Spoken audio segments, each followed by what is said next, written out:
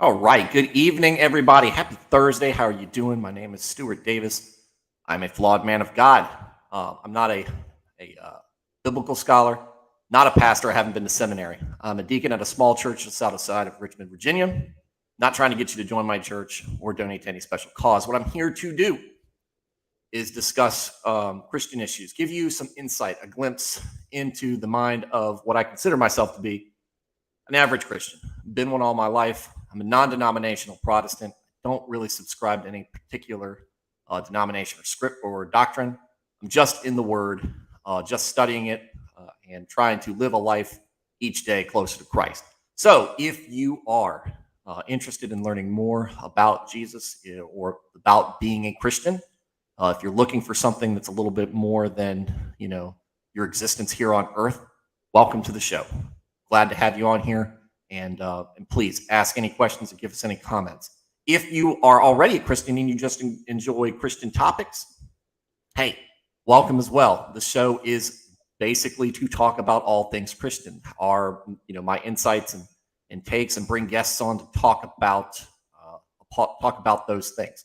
So we have a guest on today, and if you are on Twitter, you have probably crossed paths with him or a tweet that he's made. This is Super Christian Mario. How are you doing, sir? Doing wonderful. How are you doing? I'm doing pretty good. Look, we were talking for like 15 minutes before the show started. I totally forgot to ask you. Do I call you Mario, or you have a name? Call me Mario. Call me Mario. That's all what right, I go. Mario. Works perfectly. My real name's David. I have no problem having that out there. But most people on Twitter call me Mario. So all right, yeah. That's the identity. That's the thing. It's the persona. Right, because we're all trying to be anonymous on the internet, and yet we're putting our faces out there right in front of everybody. I have my face out there. I just don't want my face too easy for people to see. So it's like I have it out there, but I don't want it the first thing they see when they see my profile, so they can't get me fired from something, or because they definitely could if they want to. But the Mario persona, I think it's just kind of fun, so people see it and then they follow because they're like, what? But I've gotten one copyright strike for having it. So if I get another one, I might have to rebrand. But oh yeah, well, I don't even know what I put in the daggone description. Whatever, it doesn't matter because it doesn't matter. I'm not. Yeah, exactly. We're not putting his image. We're not putting the image of Nintendo's finest flagship franchise out there. Nowhere to be found. It'll be all right. And on Twitter, I think it's a little bit less strict than YouTube, so you can kind of ride out with the Mario thing.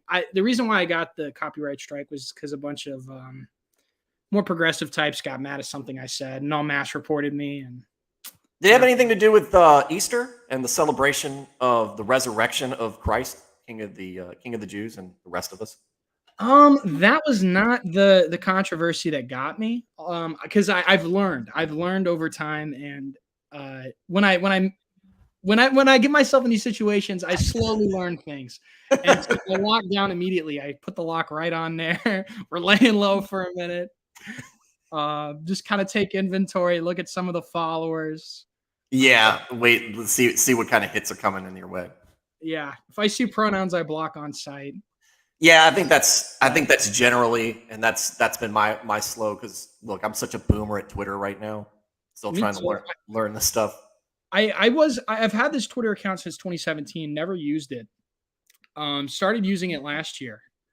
I'd been serious about my faith for a while, but it was just kind of fun to just like say things and have people react to it. I got ADHD, so it's like fueling me with the dopamine, and it's just like people reacting, responding, all these different things. And for the longest time, I wasn't getting any traction whatsoever, but people found the picture of Mario funny. And I had my name on there, David, and then a picture of Mario. People kept calling me Christian Mario because I would tweet about Jesus and then have the Mario PFP. And so then I just changed to Christian Mario because enough people started calling me that whenever they'd see me pop up on the timeline. So I just kind of owned it. Yeah. Well, I mean, that's what got my attention when I saw it. It was one of those things where, I was like, oh, look at this. This is the persona he's got. And it's like, man, these are some pretty good takes I'm seeing. So, and then I hit or miss. I look at some of my old ones. I cringe pretty bad, That's being in your 20s, dude. That is the entirety of your 20s. So you're not doing bad. If I look back to when I was your age, again, sounding like a boomer, but back when I was your age, some of the stuff I was writing at the time, horrendously. And I guarantee I you just it's going to be the same for me looking back on some of this stuff because and that's why I try really hard to market to I'm not market but to make it known that I'm not a theologian and I'm not trying to lead anybody anywhere. I'm not trying to guide anybody to anything. I'm a Christian, so obviously Christ. I want them to have a relationship with him. But as far as my opinions on baptism or whatever, it's like I'm not trying to be some infallible guide for people. You should be talking to your pastor or your priest. You shouldn't really be talking to me. Yeah. If you want guidance, but if you want funny little tweets, then yeah, follow me. But if you're looking for some sort of guide, I'm not it. And Right. And I hope people know that. That's kind of where I am in things too. And that's why, I try to be pretty upfront with the stream is, look, you're not coming here to get some sort of some historian, some Christian historian or some theologian to really tell you like, this is what, so-and-so said.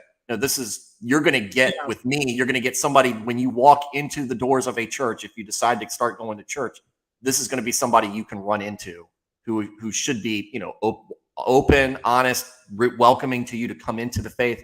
And then you figure it out when you listen to the sermon and you plug yourself into whatever in the church.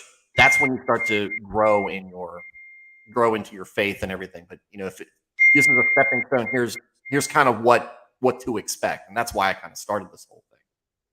Yeah, I think that's needed because I think what you get oftentimes is a lot of armchair theologians who claim to be right about everything. I was an idiot 5 minutes ago. My eyes have been opened, and now I'm a genius, and I know everything.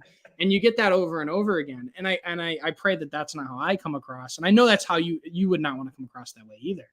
Right. But you get that a lot on the internet. A lot of people, they read a couple church fathers and now they're a genius and they know everything and they're here to instruct all of us peons on what we're supposed to do. And it's like, yeah, no, I'm not. I'm a 23-year-old dude that loves Jesus and loves memes, and you know what I mean. And that's about it. Get that rare Pepe Christian meme. You get I got to plug in Pepe. Pepe is hilarious. I send Pepe memes to my girlfriend every day. No more flesh-colored Pepes though. I saw that meme the other day. It was awful. Wait, which one? Oh, the one with the non-green Pepes. Oh, the tan Pepe was disgusting. I saw that. I can't believe this is a thing. They shouldn't have these. This is why he's green. All right, so so we've gotten to this point with where you are and what you're trying to discuss, and you're a guy kind of just out there trying to learn and soak in as much about Christianity and talk about it as much as you can. That's the impression that you give. So where did it all start for you? Give us your foundation in Christianity. Grew up in a Southern Baptist church. Very, very earnest group of people that love Jesus, and so I grew up with a love and a respect for Jesus, and an understanding that He's God, and I need to figure out where I stand with Him. And that was something I was introduced to very, very young. Very godly parents. Every morning when I wake up, I see my dad reading the Holy Scriptures in the living room. I always grew up with a very clear idea of what was true, and never really had a agnostic phase or anything like that. It was pretty obvious to me from the beginning that Jesus is God, and reading the Scriptures and reading, seeing all of the Old Testament prophecies about our Lord and all these things. It became very clear to me in studying religion, very surface level, that this has got to be it. And so I never went through an agnostic phase. I went through a very rebellious phase in high school where I knew that Christianity was true, but I just kind of was like, I can put that on the back burner, figure that out later, and just having a good time, not really worrying about that. But as soon as I got to college, I was confronted with kind of the fruits of my ideology at the time. I was pretty liberal, pretty secular in a lot of ways. I knew God was real, and I knew that I should be figuring out how to relate to God and how to be with God, but it wasn't the biggest priority at the time. But I started really seeing the fruits of my own ideology play out for me at college. and wasn't happy with it, wasn't impressed by it. And I was like, I need to get back to church. So I started going to the Southern Baptist church that I grew up in again. And really, it felt too big. It didn't feel personal. And I was like, I don't know, maybe this isn't it. I came across some Jordan B. Cooper videos. I don't know if are you familiar with him? Jordan B. I've seen him I've actually tried to reach out to him a couple times on Twitter because I've seen him talk. He's been trying to get get a discussion with Jordan Peterson, and I kind of wanted to get him to because he has some pretty good content from what I've seen from him. Yeah, he's a solid dude. I saw some of his videos about infant baptism, and then became convinced that that seemed to be the most historical position. So then I was like, I didn't even know he was a Lutheran. I didn't know that much about him. I'd seen some of his video, and I was like, okay, so do I have to become Catholic? Are they the only ones that? That's what I always thought. So I was like, so I guess I have to be Catholic. And I'm like, or I guess Lutheran, which I guess is like Catholic light or something. I don't know. So I started being like, well, what do I do? I don't know. I'm very confused. All of a sudden, it seems to me that Christ is present some way in communion, and that you baptize infants. What do I do?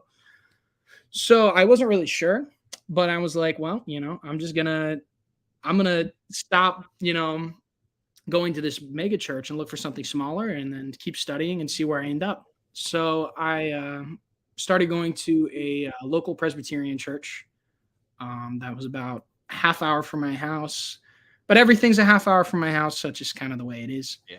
So I went there and really was met with a really nice community of people, and started getting into studying Reformed theology. And one thing leads to another. And then I'm studying church history very, very novicely, not well, I'm sure, but trying, kind of threw myself in the deep end, trying to wade through it all and figure it out. And that's where I am. I don't know exactly what to call myself, what box to put myself in. But I'm trying to figure it out. Right now I go to a Presbyterian church. But I was deeply interested in Catholicism. And when you study Catholicism, you start to find things like orthodoxy, which I didn't even know existed my entire life. I didn't even know that was a thing. Yeah. And then I started visiting. I went to Mass a few times, went to a few divine liturgies with the Orthodox. I was like, wow, there's a lot to Christianity. It's it's a broad religion. It's not just this Baptist, mega church thing that I grew up in. There's a lot of Christians from a lot of different cultures. Some of them got big beards and crucifixes, and others got clean shaven with the little Catholic white. I don't even know what to call it. The collar. Yeah, that was like a cassock or something like that. I think I can't. Yeah, remember. And there's a lot going on. Some of them sprinkle the baby, some of them dunk them, some of them pour. Something like just like body slamming him into the pool. Absolutely, it's all there. And I was like, wow, so there's a lot to this, which was a good thing for me. It was like, okay, I'm gonna just keep praying and keep. I think that's the thing that people often fly by when it comes to where you should fit in and what church you should go to. It's almost always historical and theological. Just read the Bible and study a whole lot, and that's some of it. But I think the thing that really matters is if you want answers to spiritual problems, you need to pray. You need to that's probably the biggest thing, is praying. Reading the scriptures is of course important, and studying history is important, but you need to be communicating with God. You need to be praying. And I think praying comes the least naturally to me out of all of these things. Yeah. Very easy to just read, and it's very easy to have to do these kind of impersonal things. Not that reading the Bible is impersonal, but there's a way to read it in such that it is impersonal. And I've learned to just start praying the scriptures and praying more in general. And that's helped me immensely, just, figuring all this out. But that's a similar thing that and that might be a, Baptist / non-denominational, as much as I hate doing that, Baptist / non-denominational thing. I don't know. Because we're not, I consider what I call us as non-denominationals, we're free range Christians, right? We're kind of just floating out there, just hanging around. And, then you've got the Lutherans, and everybody's in their little chicken coop, with their own thing. But, they've got these liturgies, and they've got these, disciplines in praying and everything. And we're just, we don't really have that. So you don't really grow up with that so much on a you don't really grow up with that as a discipline. So it does to me it's different. And it was funny. I had a guest on who's Catholic and he was talking about Catholicism. And he's like, I don't because it's weird when I see other people like, freestyle pray, I guess is the way to talk about it. It's just pray Sure. because we've got prayers that we have to do this. And I Yeah. think it's just an interesting perspective because it sounds like a lot of your background sounds very similar to mine. I went to a smaller, large church than it sounds like you went to. Um, and again, didn't go through an I went to agnostic. several thousand people. So Yeah, it wasn't that, but it was a couple of thousand. And the church I go to now is like 150 is a good day. But that's great because everything is so personal and it's so much easier to kind of be a congregation because you know everybody. And yeah, it's kind of hard to know how a pastor can do pastoral care when he's got thousands of people in his flock to tend to. It's more or less impossible. So I do think that although there's definitely perks to the whole megachurch scene as far as just sheer size, there's lots of people. You're never going to run out of people to meet. You're never going to run out of events to go to. right. But as far as priorities of just where I felt like I was headed, it just wasn't compatible for me at all. It feels so marketed at that point too when you see this, and I that's think one of the things. I think that's one of the appeals to me as far as just talking about different Christian churches is with Orthodoxy was just it's not marketed, it's not sold, it's not packaged. It's very much ancient and just kind of there. And with a sort of like sometimes with certain Baptist churches, it is very much sold and packaged in a very succinct, marketable kind of soundbite way. And I was kind of turned off to that. But there's definitely a lot of genuine down to earth people in the realm that I grew up in. A lot of Yeah. devout, far better Christians than I am that were in that area, but I couldn't personally grow there. I just Yeah. couldn't. Yeah, and it sounds like kind of you've got to me, and other people might disagree, but to me, it sounds like a very healthy aspect and kind of a outlook that I share somewhat as well. It's like you're talking to Catholics, you're going to mass, you're seeing that. Look, instead of just kind of isolating your beliefs into, look, I'm a Baptist or I'm an Anglican or I'm this. It's like, look, there's a lot of different church culture out there, and we're all kind of facing the same sins and temptations and everything, but we're all handling it differently. But we all, at the end of the day, are looking to Scripture, we're looking to the Word, and we're pulling those fundamental truths from there. And then the struggle we have a lot of times is so many other folks are. Everybody's got them, folks within maybe even within your church or the church down the street, where they've said, yeah, we don't. That's not really a priority of ours now, and we're just kind of nixing that. And it's Well, you've got this sort of you've got a culture that is very, very weak, and I think that what you see a lot in Christianity is you see a desire to just reach people, but not really develop them, not really like get numbers in, but less of an emphasis on discipleship and really, sculpting Christians, creating Christians, because salvation is not easy. Uh, Life is not easy. Um, it's not easy. It's not just a 1, 2, 3. You say magic prayer, you go to heaven thing. You really there's a life to live, and if Christ says, "Be perfect as I am perfect," and if that's the standard we're held to, we got to figure out how we reach that standard. Obviously, we're not going to be perfect, right. but that is what we're called to in Scripture, and that is what Christ calls us to, is to be like Him. And if we're to be like Him, there needs to be an emphasis on our walks and on our personal devotions and things like that deeply matter. It isn't just about, do you have a belief in God? It's a lot deeper than that. There's a lifestyle and It's the buy-in, and that's what I think. What a lot of people go with because one of the big criticisms about sola fide is, and I don't know enough about it to be a critic of it either. because I kind of like a lot of what I hear about it. But people will go Mhm. like, well, Satan believes in God too. It's like, no, this is not faith, just faith that God exists. It's faith in what he represents and buying into that and understanding that that's the goal. Jesus's life is the goal, and trying to get to that place is part of our journey here. Is to get to that point where we're taking the rules and the guidelines and that God gave to us in Scripture and going through what Christ has kind of led by example, understanding what all that And is.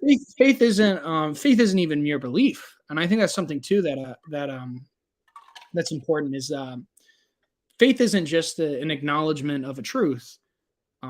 Faith is a lot deeper than just saying, "Oh yeah, God's out there, and I believe it's Jesus." That's not faith. That's just sort of an acknowledgement of a truth. But true faith is a commitment too, and it's something that you don't fall away from and you stick to. And there's definitely an emphasis. I think there's a fear oftentimes of sort of Pelagian, you work your way to heaven idea, and I don't think that's not at all what I'm pushing for. But there is personal responsibility, and if you want to grow in sanctification and grow as a Christian, you have to avoid sin, and you really do have to see that as a matter of life and death, because the Bible makes it pretty clear that it is. Yeah. And Um, what I normally tell, my Catholic friends when we're talking about works and everything, it's like, yeah, works exist because it's a byproduct, it's a natural byproduct of the faith. When you are buying into it, those things just will naturally come from you. And so it's not one of those things They're where not really things you can separate. Faith and works they're really one and the same in a lot of ways. You really need, if you have faith, you're going to have works. If you have works, it's probably because you have faith. They're just kind of there's a relationship between these things that we don't even need to isolate necessarily. Because without works, faith's dead, and works without faith is just, it's probably sin. I mean, if you're just doing good things to get recognized or to get clout or something like that, that's not even good works. yeah. So true good works are going to be accompanied by faith, and true faith will have good works, and you can't really separate these two things that St. Paul really pushes together as essential. Yeah. Like I don't even know why there's such an emphasis on which one do you believe in, dude? No, both, bro. With both, you gotta have both. Because if you don't have good works, you definitely don't have faith. Because if you have faith, you're gonna want to be like Christ, and if you don't want to be like Christ, then you're not a Christian. There you go. Right. I don't see And what the complication is. King Evan typed in, he said Ephesians 2, 8 through 10 sums it up perfectly. And that's, I think that's Nate. That's a good guy, King Evan. for it is by grace you have been saved through faith, and is not from yourself. It is a gift. It is the gift from God, not by works, so that no one can boast. And that's why, for we are God's handiwork, created in Christ Jesus to do good works, which God prepared in advance for us to do. Yeah, I do think that is pointed scripture, kind of where I'm at. Yeah, don't, and you don't want to get into this competition, or because then it starts to lose the present, lose the value behind it. I remember a sermon I heard when I was a kid, and he was talking about, there was a girl, a small girl, and everybody thought she was so cute and adorable because she would put her own money into the offering bowl when it was passed around. But when she would do it, she would clink and look around to make sure everybody knew that was what she was doing. And he goes, this is an example. If you're doing it for attention, if you're doing these things for attention, if you're doing these things specifically for the clout or the accolades or whatever, that's not where it's from. So I definitely did that as a kid. I definitely did that as a kid. My nana would give me a couple of bucks, to put into the the offering. Oh, and I made sure to make a whole show out of it. I definitely wanted everyone to notice. Oh yeah. Definitely just part of being a kid, but it doesn't have to end there. It can definitely stretch on to your whole life. Oh yeah, there are definitely people out there. You Make as much noise as possible. And Lauren on Facebook said, yes, smaller churches are so much more personal. It makes you feel like a part of a family. Lauren goes to church with me, and she's a great person. And she also says lots of people believe that you can get into heaven just solely based on doing good works, and that they can continue to keep living in sin as long as they are doing good. I think that's the primary secular position on heaven. I don't think it's really a position that truly any Christian confessionally at least would hold to. Because I know that people often criticize Catholics as that's what they believe. I don't think that confessionally that is what they believe at all. But are there individual Catholics that believe that? I'm sure. But the secular outlook on salvation really is all dependent on you, and what you can do, what you can bring to the table. And if the scales weigh out good, then you're good. That's obviously not true. That's not how you get to heaven. That's But that's not what you feel when you have faith, right? That's just but it's in a very American way. It's just we sort of page our own way. We forge our own path, and it's a meritocracy. We kind of play our own savior role, and we don't. Yeah, and that's and that's being a meritocracy, and kind of what we do with as far as men expecting that, hey, I need to do this to get forward and everything. We put so much on our back. I think it's just a natural trap that we end up falling into. So I was curious, how'd you come across my Twitter initially? What tweet got your attention? It was probably Hans responding to something you did, or he liked something that you did, and I read it. I can't even remember what it was, but he just kept on popping up on the Twitter feed. And because at the time, when I started my Twitter, I only connected to one person. It was Terry Mattingly, because I was commenting on a piece that he had wrote for Get Religion. And I wanted to let him know, hey, I'm mentioning you. So it just out of respect. And that pretty much was the only reason I got on Twitter in the first place.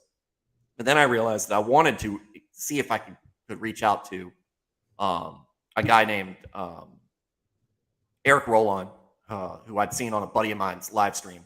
I reached out to him and reached out to Hans Feeney, because I saw Lutheran satire, and I was like, I got to get this guy on to talk about it. Got him to talk about humor, because humor, it feels like to me, humor is so, there's not a whole lot of, there's funny things that you laugh at in the Bible, but there's not a whole lot of joking that goes wrong in the Bible. So it's kind of like, he's hilarious. He is. And I think humor is, it's a skill. It really is a skill, and it's one he's got. Oh yeah. And it takes a lot of intelligence to really be funny. And I think he's a very smart guy. And everything I've ever seen of his satire on YouTube has just been pretty great. Like really fun stuff. He's awesome. My only big problem with him is that he thinks that Top Gun is a terrible movie. And you like Top Gun? I don't like Top Gun. I gotta tell you. All right, so when I was 3 years old, all right, because I was born in '83. 3 years old, my dad took me to go see Top Gun in the theater. It is at the time a rated R movie. And if you've watched Top Gun, it's got some spicy language in it. It's got a lot of GDs, it's got a lot of language in it. So really, I'd have to see it again. When I saw it last, I don't remember it being particularly spicy, but I bet it was. I bet it's PG-13 now, I'm pretty sure. But Dad took me to it, and this is actually a church story. So, I was always one to listen to the adults in the room and just trying to figure out what they're all about. And so I remember watching it, and then we got it on VHS, and it's jets. My dad used to take me. I live very close to an airport. There's a fighter base there, where there was at the time. And, he would take me, we'd watch the jets take off and do maneuvers and do all sorts of stuff. They flew over our house all the time. I was obsessed with fighter aircraft. That's why I joined the Army, because of all that. And so we had it on VHS. I watched it all the time. And then, I looked at the jokes that my dad laughed at, and some of them were inappropriate. And what would happen after church is, the pastor was good friends with my dad. So we'd come around, and they're all talking and shooting the breeze and whatnot, and telling jokes. And my pastor's hilarious, so he's telling things. Well, I'm going to say something that's funny too. So in the movie, there's a part where I think it's Hollywood or Iceman says, he goes, "I know that the bad guys are around because I've got a heart on." And I said that. You said that to the pastor? I think I was 5 years old when I said that. I just said it in the middle of church after the thing in front of a bunch of adults. And it just gets really quiet. And next thing I know, can't watch it again. Can't watch it again until I'm like 10 years old or something. My parents clamped down. I'm sure my mom gave my dad a ton of grief. I'm sure she gave him plenty of grief, all deserved, I'm sure. Oh yeah, well, I was such a sponge. Couldn't watch. It ended up being couldn't watch Transformers. Couldn't watch Pee-wee's Play. My dad said Pee Wee Herman was probably a pervert. He ended up being one. So he's like, I don't like Pee-wee's Playhouse. My mom was like, well, I don't like him watching G.I. Joe and Transformers. And these are like all the shows, right? And so they compromised. I wouldn't watch any of them. And so I ended up being all because I had to run my mouth. Yeah, that's how most of the trouble is found. Just by running the mouth. Because I had to run my mouth. But yeah, he came up, so I followed him and, got a lot of exposure to Lutheran Twitter, which is pretty cool. A lot of the folks I've come across through there have been pretty wholesome. Oh yeah, yeah. It's I'd say. it's an awesome group to be in. And then, just naturally I was like, oh, cool, this guy's pretty, I'm gonna follow him. The Christian Mario's coming up. I'm like, he's got these takes. It's hilarious. He shares these memes. It's hilarious. So I follow it. It gets funnier. And so I was like, and then I think you did a thing on Christian Boy Summer, which we'll get into in a minute. But it's like, oh, this guy's young. I was like, I got to reach out to this guy and get him on to talk about, the Zoomers and The Zoomers and what they are. What are we looking for? Because I know millennials because a lot of them are around my age and younger than me. So kids I know when I was younger and know now that are professionals have reached that 30-year-old age where everybody starts to take them seriously. But the Zoomer generation, I don't know hardly anything about. And so, but that's going to be some of the influence that my kids are going to be looking up to because, they're going to be the Zoomer cool generation. The Zoomer generation, about 20% of us are gay. We're definitely something new. We're something fresh. And I'm very afraid to see what the following generations will look like. But also very hopeful to see what good things God has in store. But Gen Z, I mean, it's not quite as bad as dire straits as everyone makes it out to be. It's that, yeah, I guess a lot of the boomers and the Gen Xers I talk to, they're like, oh, Gen Z, they're just so liberal. They're all just the same. They're all wacky. I wouldn't say that's the case. I mean, going to university and stuff and being around other college kids, if somebody's not talking a lot, they're probably conservative. The ones that are running their mouth in class, they're all liberals. They're all, and when I say liberals, I don't even mean like classical liberals. I mean like progressive. But I'd say Gen Z is a pretty extreme generation. I was going to say, it comes across to me like you're either one side or the other because there's definitely, there's no middle ground with Zoomers. We're either extreme leftists or we're really conservative, like really conservative. And there's been a massive, I guess this happens with cultural shifts, but there's really been, I think, a return to tradition with a lot of the Gen Zers. They're looking for something substantive. And for a lot of them, there's a lot of people in my generation that are moving towards confessional, old school Protestantism, more high church, Catholicism, Orthodoxy, things like that, because there is a real desire for tradition because we've lived in such a modern hellscape for so long. There's really a desire to just go back. No, something's wrong. Let's go back. So you see that with Gen Z, where you see Gen Z fully embracing like a very extreme form of leftism, or you see them just returning to, they want to escape it. They want to get away from it. And those seem to be the two extremes. It seems like what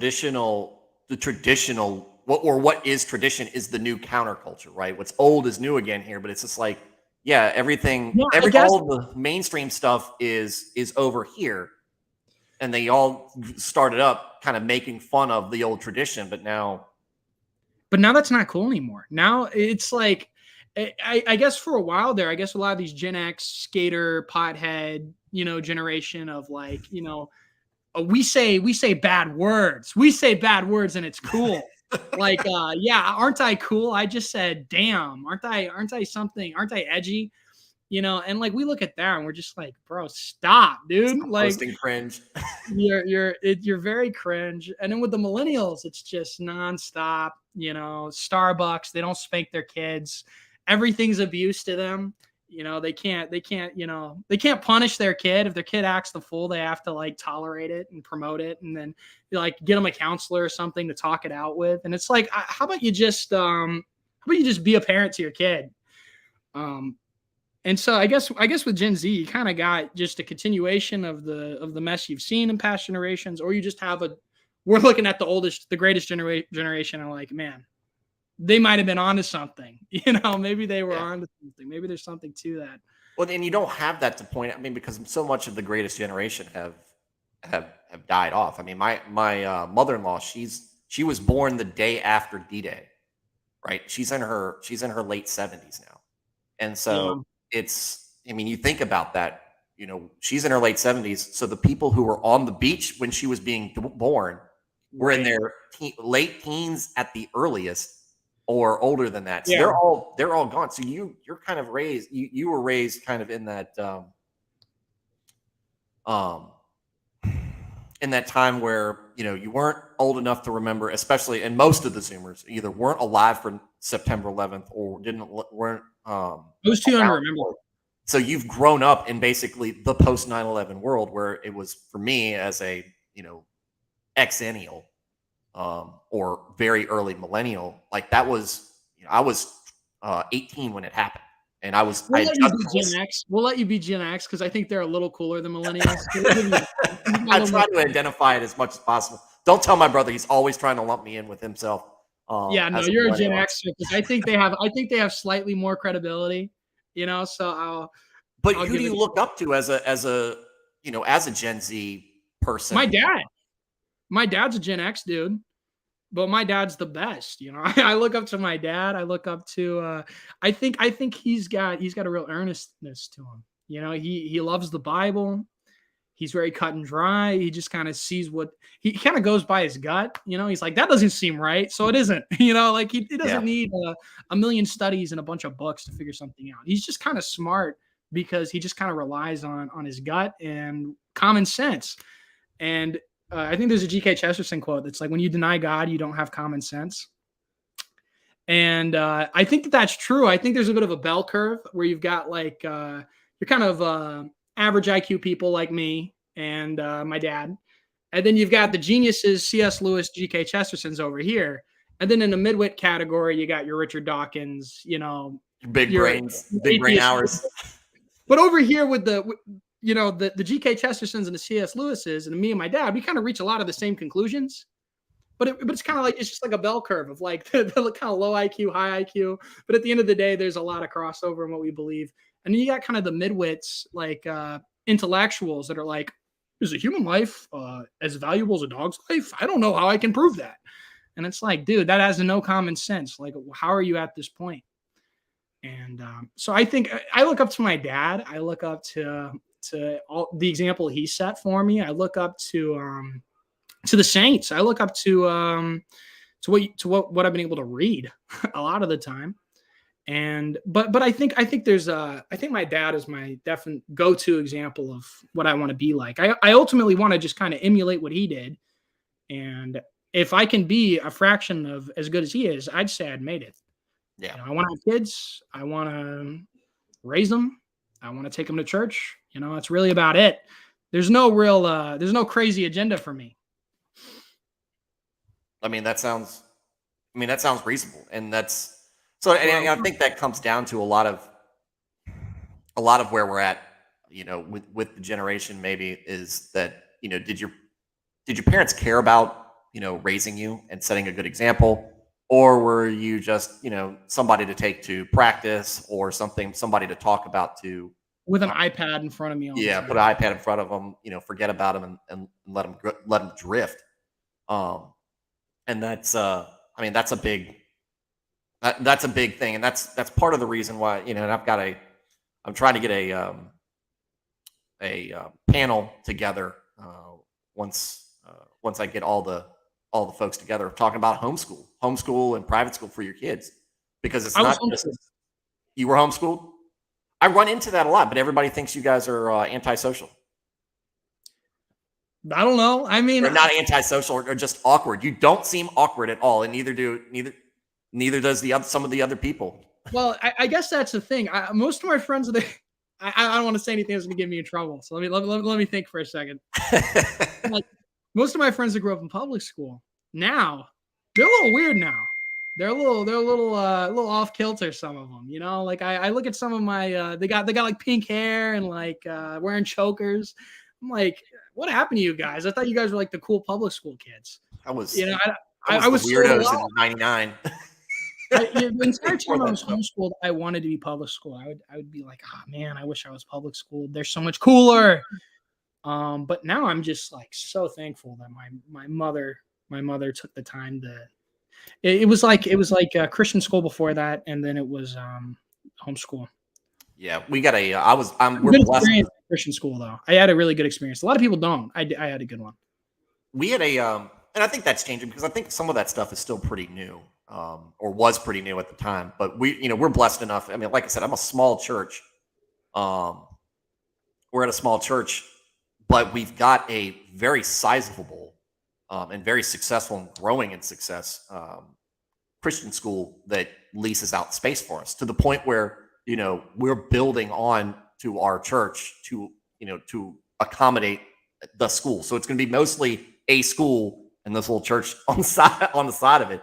But you get in and I'm a deacon, so I've got a good inroads to go talk to elders who are who have discussions with these folks, and they're like, no, one of the elder I'm closest to, he's like, no, I send my kids to this school, they love it, and I talk to the president of the school, and they're in, and they're this is a Christian centered school, not a school that does schooling. Oh yeah, and we talk about Christ too. So Yeah. good. I think it's really important that parents are as hands-on as they can be in raising their kids. I think in the past there's been a trust for institutions, which we see now are failing us pretty badly. But I think really the best education you can get, and not every parent's qualified to homeschool, but the ones that are definitely should. And if you can, you should. Because I think there has been for the longest time this argument of, well, no, just send your Christian kid to public school and he'll be a light there. Well, oftentimes what really happens is you get influenced by the people you're around, and you're not actually able to shine as a light because you become part of the status quo, part of the culture. Being a kid is just trying to fit in. And if there's a time to really be thrown out into the world, it's college age. It's really not when your brain's still being formed and you're 3. That's not the time. You're going to get indoctrinated. You're going to indoctrinate your kid, confuse your kid. So if you can homeschool him, please do. Yeah, Please do. my buddy of mine, Nick Ricada, Your kid's not going to be weird. He's not going to turn out weird. He'll turn out awesome. He's going to turn out with a giant Kanye poster on his wall and a cross on the other. I'm going to ask you more about this Kanye stuff in a minute. But, my buddy, Nick Ricada, he's a very well-established streamer, but he's very open about the fact he went to public school, but he homeschools his kid, or his wife homeschools his kids, and he's very, very involved in it. But he's like, look, you can do it. You are just as qualified as anybody else to homeschool your kids if you apply yourself. And he goes, yeah, not everybody is going to have the same, I guess, bandwidth to be able to do it. You might have to just go to work, and you might not be able to. But he said, public school should be that should be the last option, right? Because 100%. it's the government raising your kid at that point. But we've elevated public school to the point where this is how your kids should be schooled. And if you don't think that, you don't agree with it, then you're a weirdo. Your kids are weird. And not just that. We can talk to your kids about whatever we want. Yeah. We can talk to them about whatever sexual things we want to talk to them about. And if you think that's bad, then you're homophobic or something. And yeah, I mean, that's something. The fact that they want to just go free range with the kids and just expose them to whatever. No, we got to put our foot down. I think that's what's really driven the return to or the newer interest in homeschooling kids and homeschooling kids and sending kids to private school, because that's what COVID did, right? We started, and I have a very good school system. My dad, when I was very young, was on the board of supervisors in a kind of a sleepy farming community. He got in and said, we're going to invest in the school system, and so he put that stuff forward. And so now, the surrounding counties in the city of Richmond hate us because we're a red county. Not to bring politics into it, but we're a red county, and we're the only one. And Look, are I'm always a fan of bringing up politics. I'm not gonna shy. I try to veer away from it, like on when talking about faith issues, but we're kind of drifting away from that a little bit here. But to me, it's like we're a red county, and our school systems are solid. We're the only ones out of the group that pass the SOLs. We're the only ones that are measurable about that. Our the real estate around here is high because people want to get their kids into these schools. And even with that said, I don't want my kid going to the schools here after elementary school. I am, they're getting they're going to go K through 5. And then as soon as they are, the plan is to get them over in that Christian school. And part of that is because you can have a lot of good teachers. My kids have been blessed, very good teachers so far. I was an ADHD kid. Like I was a case study in ADHD. You probably got some treatment because of stuff they learned from me. But, my son following in my footsteps in that matter. But because I know from my experience and because they're better equipped for it, they've been very good about bringing him along with and dealing with it. And even from there, all it takes is one or two bad teachers, one or two bad teachers with a weird agenda and, a way to, and I don't want to sound paranoid about it, but a weird agenda and some way to be subversive and take your kid aside or take the kids aside. Don't tell your parents about this, kids, but this is this. And whenever anybody says, don't tell your parents about this, please tell your parents. If for some reason the kid's watching this, please tell your parents. If anyone ever says, don't tell your parents, that is the perfect time to tell your parents. Oh yeah. And I think and one of the things that's very funny, they all like to point to the Catholic Church for sexual abuse, but if you look at it, it happens way more often in public school. Statistically, you are more likely to be raped by a school teacher than you are a priest. Yeah. What I'd say as a parent is don't leave your kids alone with a priest anyway. Don't leave your kids alone with a teacher anyway if it can be avoided. If you can be with your kid, be with your kid. Yeah. Don't let them be alone. Don't let them. That's a recipe for disaster. But the whole Catholic Church trope about, they're just like, they're all pedophile. Give me a break. It's such a tired atheist argument. If God's mean, then why are you Christian? Blah, blah, blah. Yeah. Why bad things happen. If God real, why bad thing happen? I don't have time for this level of argumentation. And if you're really going to go back to the whole Catholic priest pedophile thing, at this point, I'm sorry, you just don't get it. You don't get it. Yeah. And it's also because who's pushing, that's what you see in the news all the time. They're the biggest portion of Christianity. So they've got the biggest target on their back, and they've got a lot of history and they haven't done the best job managing it. They haven't held themselves accountable as they should, it all cascades. Mischaracterization to act like your average priest is going to molest kids. No, he's not. Yeah. Statistically, it's unlikely. But I'm a big promoter of married clergy. I think that is the ideal. If you can have, I have a lot of respect for the monastic tradition. But I do think that, I don't think that it's fair to hold all priests and all pastors to not get married. I don't think that that's biblical or fair. Yeah. I argue with my Catholic friends about it. And I like you said, I respect it, but at the same time, it's like to be a parent or to be a part of a family, be the head of a family it's a faith changing, faith focusing, different thing where, I'm married to somebody. This is the partnership. This is a partnership that has existed since Adam and Eve all the way down. And there's so much scripture regarding it. Or being a parent, you're like, okay, I have this life that depends on me. Just like we depend on God, and the way God, you look through the Old Testament about how God is such a parent to the Israelites and the Hebrews throughout the Old Testament. It's just like, this explains all of it. This explains all of it because this is love. This is what you understand when you have love in that manner. But they say that it's a distraction. It can be a distraction when you're trying to tend to an entire flock. I don't know. I understand, but I think at the same time, I don't think that's something that should be dogmatic, that you can't have kids and be a minister. I have trouble with that. I have trouble with that historically. It's definitely a tradition, but it's not even the oldest one, I wouldn't say. And I know what St. Paul says that it's better if you can to not be married, and I'd say that that's still true. But the facts of the matter is the majority of us need to be married because there's also that same exhortation about it's better for a man to be married than to burn. So I think that if someone's at risk of burning, and there's definitely high need for priests, saying that they can't get married, it definitely seems like you're shooting yourself in the foot a little bit. Yeah.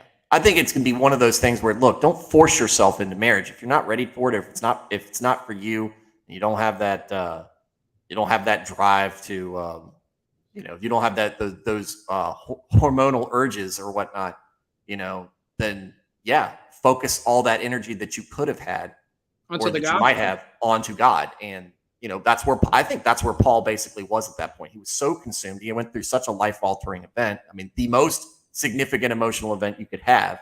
And so that's where he was in his place. And so, like, look, you can be like me, but at the same time, I mean, we've got tons and tons of scripture that promotes a healthy marriage and family and nuclear family, and kind of really shows you what happens when you have more than one wife. And next thing you know, your kids are selling the other kid into slavery to their cousins. On Twitter, every once in a while there'll be a polygamy take where somebody's gonna, and it's not Mormons, it's goofy, fringe, contrarian Christian guys. They'll try to argue for polygamy, like, oh look, this guy did it. How did it work out? It never works out well. We have, and then they'll go to King David. They'll be like, it worked out okay for King David. Absalom, really? No. How'd it work out? Absalom, bro? Did you keep reading? There's not really, yeah. I mean, he murdered a guy because he wanted to get another woman. I mean, it was like he had a guy killed because he had a guy murdered, and then he committed adultery. Wouldn't say that King David's track record was the best when it came to women. Definitely a blessed man, definitely a saintly one, but he had some blind spots. Ishmael and Isaac, you've got that. That's not a, that's the original. That's the original. Hey, you probably shouldn't do this. It's funny too.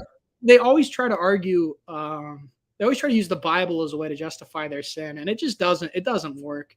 All of a sudden, people are Greek experts. That's not what Paul was really saying. Oh.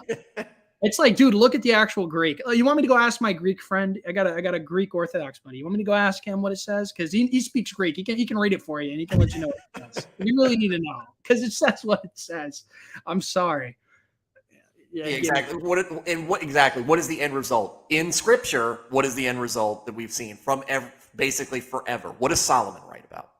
Right. It's definitely, the man has women problems. It is very clear because he had all of them. Yeah, and it wasn't enough, and he wasn't happy, and it didn't work out well. So let me catch up on some chats here. So we have King Evan. He's got a lot to say. King Evan says, "Yeah, I don't really like my generation too. I'm millennial. Sorry about your luck, buddy. It's okay. There are base millennials out there. You can be one. There are base millennials. They exist. They're rare, but they need you. They need you more than anything. They need your voice. They need your voice, Evan. You played cool dude. YexD, who I know him from Twitter. No way, it's Mario. What's up, buddy? What's up? Lauren says, as a person who went to public school my whole life, I would have loved to have gone to private school. Public schools are so flawed in what they teach nowadays. And when you were talking about, the influence and everything, she said again, yes, highly exclaimed. And then King Evan says, when kids are taught 8 hours a day, 5 days a week for about 9 to 10 months of the year, all the crap they are taught, is it any wonder why they come out denying the faith and are weird? And that's real and true. Very good. They didn't really, and again, being from a sleepy farming community, we didn't really have. You don't have that culture here really all that much. It's building more and more as the internet has brought it more out there. You guys are kind of you're just hidden enough from it. God bless you. It's good. Yeah, that we didn't have that, but once I got to college. Yeah, high school it started, but once you get to college, then it's all all bets are off at that point. And then he says at the end, it didn't work out for David. It's never worked out from anyone. Just ask how it went for Jacob. Yeah. Real and true. The track record speaks for itself. Look at the fruits of something and then decide if it's good. I mean, if the Bible already condemns it, then you shouldn't even be considering it. But if you need any further proof, look at the fruits of it. They're not there. Yeah. Just pick one. Just pick one, guys. Oh, some guy on Instagram said he's happy with his 2 girlfriends. Yeah, good for freaking him. Ask him in a couple years. Let's see how he's looking in a couple years. Yeah, I'm sure all that stuff worked out well for Will Smith too. Oh, it seems to have worked out beautifully. It seems like he has a real healthy relationship on his hands. So his kids look very well adjusted as well. They look super normal. They're not weird. They're not weird. And see, that's the weird thing because Will Smith, I mean, like me, like we grew up with Will Smith. Yeah, like, wasn't he the dude? He never cursed, and he was on Fresh Prince. Fresh Prince. He was the teenager before when I was a teenager, growing up, or before I was a teenager. So he's all the kid. It's like, oh, okay, this is what this guy's cool. He's in, he raps. He's in these other movies. He grows up and he ends up in Independence Day, which is a blockbuster film. He gets jiggy with it. Oh yeah, Men in Black. I mean, you grow up and you're like, Will Smith is so, but then he was living. And this is the Hollywood trap, right? He lives life like a bachelor even after he's married. But guess what? If you live your life like a bachelor and you marry somebody who kind of is the same way as a bachelorette, and she's not willing to change, and you're not willing to change. This is what, and then maybe once you get to the point where you are settled down, he is. And Lauren says Jada brainwashed him. It's like it is not a healthy. This is not a healthy thing. No, and it's one of those things too where it's like this isn't even how bachelors are supposed to live. First off, but don't just think getting married just magically erases whatever issues you have pre-existing, because it can honestly just exemplify those and bring them out to the forefront more, not necessarily mend those things. Because I know Paul does talk about it's better not to burn from lust, but I mean if you're a dude who's sleeping with like 16 women all the time, going from woman to woman, you're not going to be a good husband. You should probably hold off on that, and you should also probably stop having sex because it's a sin. Yeah, you're messing yourself up. All right, so tell us about what Christian Boy Summer was and what it is going to be, because I hear that you're bringing it back. So, there was a viral meme a couple years ago, 2019, and it was Hot Girl Summer, and it was this rapper Meg Thee Stallion. It doesn't matter, don't look her up. She's but she was like, oh, it's a hot girl summer. She would post that everywhere, and it kind of became a meme, and everyone was talking about hot girl summer. And then Chet Hanks, the son of Tom Hanks, said, you know what? I think it's going to be a white boy summer this year. And it was just a joke. He's trying to be funny. And I heard white boy summer, and everybody was posting white boy summer on Twitter. And it was kind of a funny thing. And I was like, you know what? What about Christian Boy Summer? So I just kind of parodied Tom Hanks' son's video. I was like, I'm thinking it's going to be a Christian Boy Summer. And then it just kind of caught on from there. And then hundreds of people were all posting about how they're Christian Boy Summer. And and it kind of blew up. It became a big hashtag. And then a bunch of the evangelical progressive people found it and were like, it's a bunch of alt-right people. And they started going. But then the Groypers actually got mad about it, which is funny, because they were doing the white boy summer thing. They saw the Christian Boy Summer, and they're like, oh, Mario's ruining white boy summer. He's trying to make everything about Christianity instead of being white. And so then the Groypers got mad at me. And so then their big leader guy, he who shall not be named, comes out and makes some comment. It's not Christian Boy Summer, it's white boy summer. Wait, is it Fuentes? Is it Fuentes? Yeah, Nick Fuentes. Yeah, he's and then I said, I was like, oh well, I said he was being gay, which I shouldn't have said. But after I said that, all the libs canceled me. They all canceled me, so I couldn't win. I had the and the libs mad. You got canceled because you called and he's out there. He is definitely that, especially right now. He's actually got some drama going on with a buddy of mine and Mr. Medicare, but it's he's a mess, but he's definitely a person on the very alt right side of things, and some weird takes. Somebody that would really just set somebody on the left off, and so you basically insulted him, and they canceled you over, basically making fun of him because he was.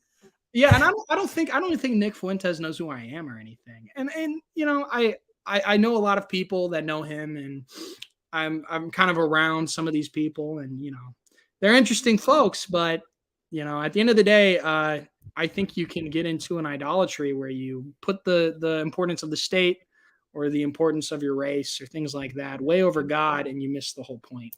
Yeah, so I'd be wary of things like that. That spirals you out big time, because that's one of the things. Look, politics is, you can have your politics, but ultimately you answer to faith and what Scripture says, what God tells us, what God is. And if your politics, and that's what who that guy, Kyle, what's his face, the theologian who's the race hustler. He's probably the worst account on Twitter. He's the worst person. Yeah, I'm blocked on there now because he never blocked me. I kind of make fun of him quite a bit. Never has. I don't know. What was it? What's it? Leah B. Sassy or whatever. Sassy. She posted something, and he responded to it because she made a comment about CRT, and she made a comment. Kyle Howard, yeah, that's who it was. She made a comment about CRT, and I think it was a cute little comment and everything, and I was scrolling through. I don't follow a whole lot of people, but I comment on a lot of things that people like when I see it. And I saw him pop up, and I've talked about him on some of my, things that people of the faith say that are wrong.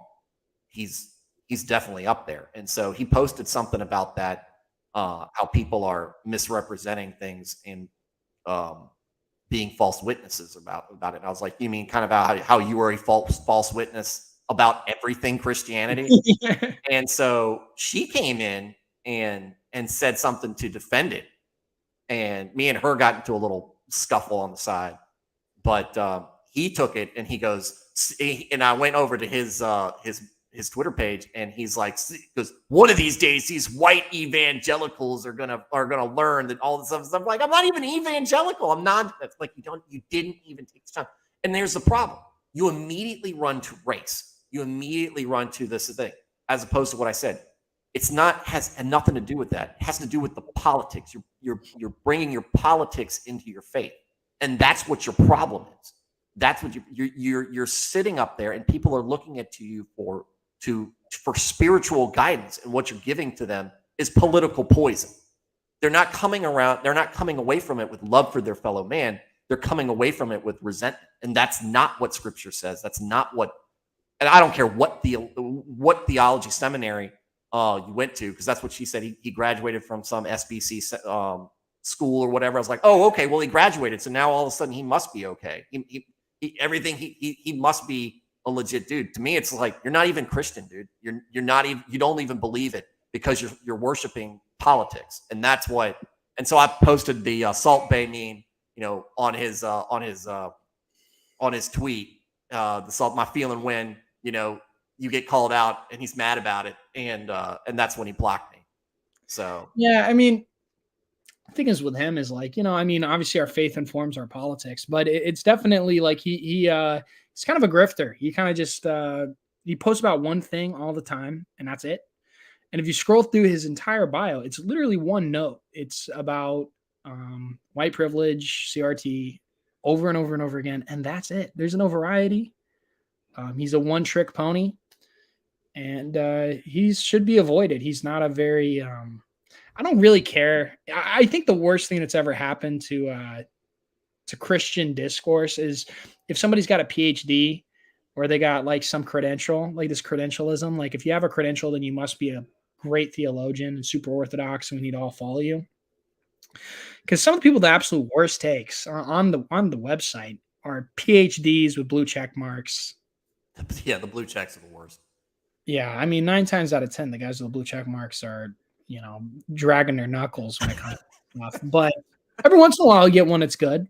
But yeah, I mean, I definitely have no ill will for the people with these political inclinations, other than I definitely do hope that they kind of shed the things that aren't very Christian. I hope the anti-Christian aspects of their ideologies gets removed, and they can focus on what matters.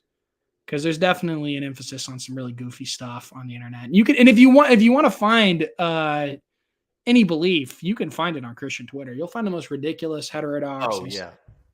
Well, my first takeaway from Christian Twitter was we all hate each other. Like the Lutherans hate the Anglicans, hate the Baptists, hate the and non-denominationals are Baptists according to everybody. Because I walk in there, like, yeah, you're Baptist. I'm like, I'm not a Baptist. It's like I'm an Anabaptist, yes, and yeah, we're similar in many respects. We're definitely not the same. But at the same time, it's just like the Presbyterians and the Reformed talking about Reformed theology, and the baptism arguments in Catholics and you get the Ortho bros come in there and they hate everybody. Everybody's got something against somebody, and circular firing squad. We're not bringing anybody in. We're just sitting around dissing each other. I think the experience of where real life is a lot more to the Christians' favor. I mean, the experience I've had with real life Catholics, real life Anglicans, Orthodox, Lutherans, whatever. I have the least exposure to Lutherans. I don't really know Lutherans in real life. I know a lot of Orthodox Catholics, Baptists, Presbyterians, but I don't really know that many Lutherans. But out of the other ones that I do know personally, great people, really easy to talk to. They're not these schizo, dogmatic, mean-spirited people that you come across online. But when you're online, you come across the extreme ones.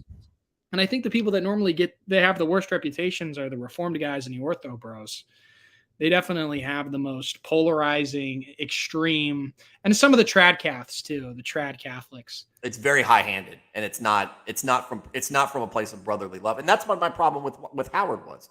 It was what's your like you said, one trick pony, and what's your one trick doesn't bring people into the faith. Your one trick's really bad. Exactly. It's spreading discontent, resentment, and hatred towards people, basically because you don't like there's been something bad. Racism is bad, yes, but that doesn't mean that everybody of the white race is bad and needs to be talked to in a certain way. And you're telling other people who are listening to you, who you could be a positive example for, and you're not giving them wholesome Christian content. You're giving them the exact opposite. Yeah, that's fair. You're broken. File says wholesome.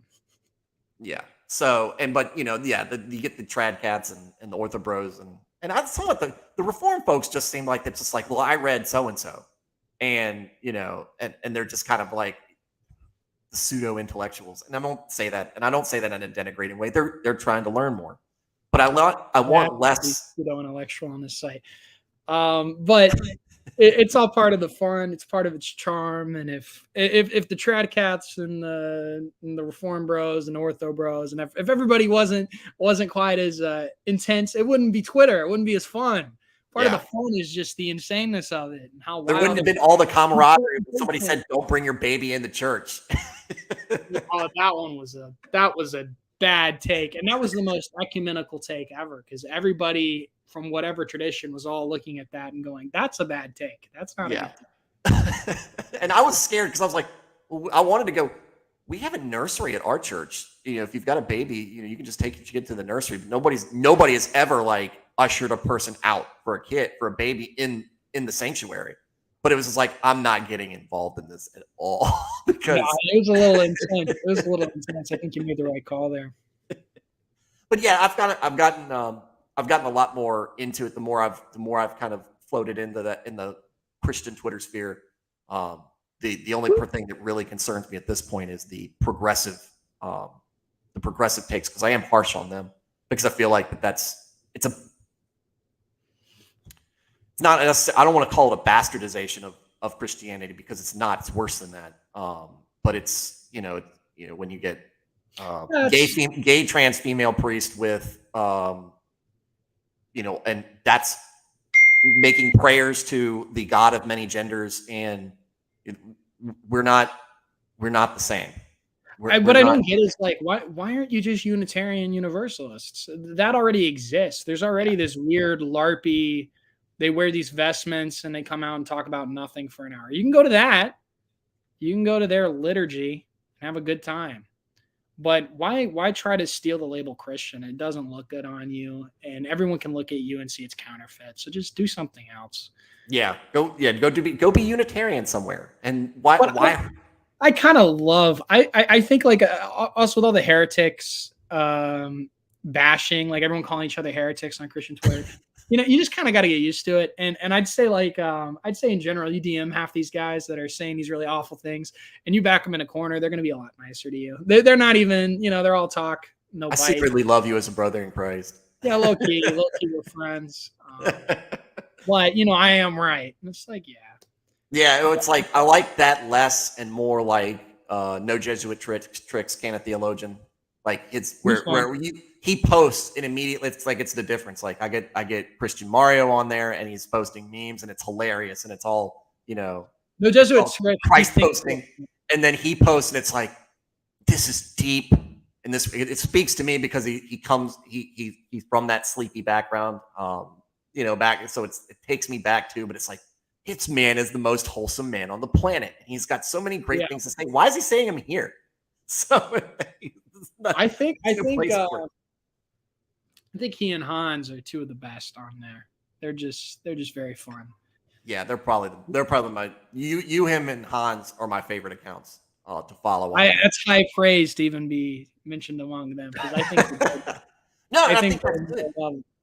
Because it's what it is it's the different aspects where Hans kind of straddles the truth. Look, no Jesuit tricks can be hilarious at times.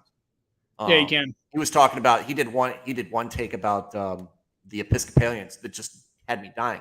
But he's very deep, and Hans is very deep and funny at the same time. And he mixes it, and where you are very roasty and hot takes, and it's good. We're just kind of going out there. We're just you're all in different places in your life too. I think with age comes wisdom, and so with guys like that, they're definitely the types of dudes I want to be listening to. They have a lot of wisdom. I don't have a lot of wisdom to offer, but I have a lot of zeal. And that's kind of just comes with the age. Like guys in their 20s, they're not the wisest, but when they love something and they believe something to be true, they're going to be passionate about it. And I think it's important to keep in mind a lot of these accounts, they're like, 18-year-old dudes, 17-year-old dudes, 19-year-old dudes. They're young dudes. They're not no theology degrees on my timeline. It's all a bunch of people having a good time. Well, Thaddeus put that into perspective for me too. He was like, "Yeah, a lot of these ortho bros, they don't actually go to an Orthodox church. They just converted. They converted online." Yeah, no, that's real. Actually, ask post if you were to post and ask how many ortho accounts go to church on Twitter. I bet it'd be like 60%. But there's like probably the loudest accounts have never set foot in a parish. I've probably gone to more Orthodox liturgies than them. And it's kind of true, but it's sad. But, what's dangerous about that is they go and they attribute themselves to an entire belief system and then aren't even in it. And it's like, that's not really the best look. So I definitely appreciate Thaddeus, and I appreciate a lot of those other guys that are very even-tempered and just good at expressing their beliefs without coming off as hateful or anything like that. I think Thaddeus has a lot of wisdom too. When I brought him on, he was a great interview. And like I said, I knew the only thing I knew about Orthodoxy was stuff that I was getting from, I knew that they had the big fancy dresses and the incense and everything and all that, but I didn't know anything about like the belief structure behind it. And I always kind of equivocated them with very trad Catholicism, right? Because, that's what they look like almost. And they're kind of like popeless Catholics that are And he put things into very good perspective, and he was a non-denominational Christian, started off, and he's like, there's so much. It's interesting because you've got the two ends of the spectrum, right? Let me get on my camera. Two ends of the spectrum, like you've got like the orthodoxy is on like the most orthodox, and then you've got on the other end, you probably got your your charismatics and your Pentecostals and everything. And non-denominationals way closer to that side than they are to, I guess, in the middle where you have your Roman Catholic, or the Lutherans probably land in the middle.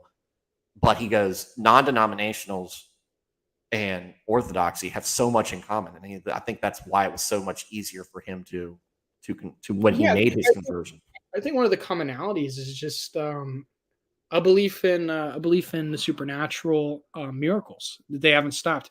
I'm definitely a continuationist. I definitely believe that there are still gifts. There's still spiritual gifts. There's still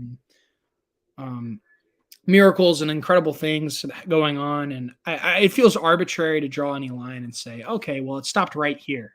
Yeah, I don't think that feels kind of arbitrary. I've said it before. I've got a friend who I'm very close with, and when she was on a mission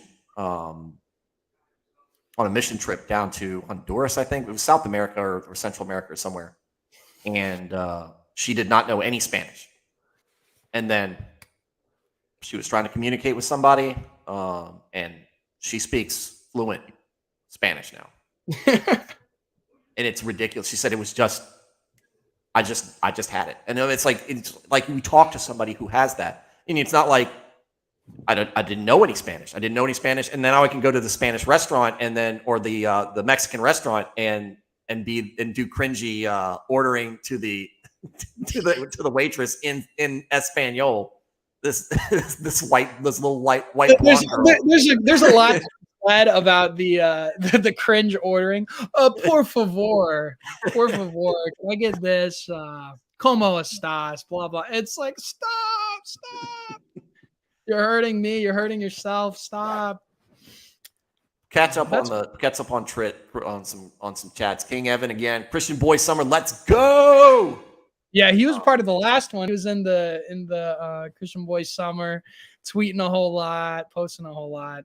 I saw the video. One video I saw was like y'all were riding around in a car, I think, and you had a cigar. Yeah.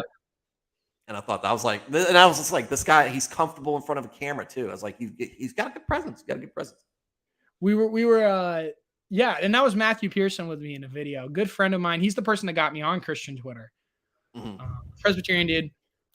Very much just a Theo bro. Like, he studies theology. He reads the big books. He knows the big words, and he likes to debate people on the theological issues and all these things. And I wasn't really in the same boat. I was just kind of like, oh wow, that seems cool. Guess I'll read about that. But I didn't. He has like big plans of going into ministry. I do not.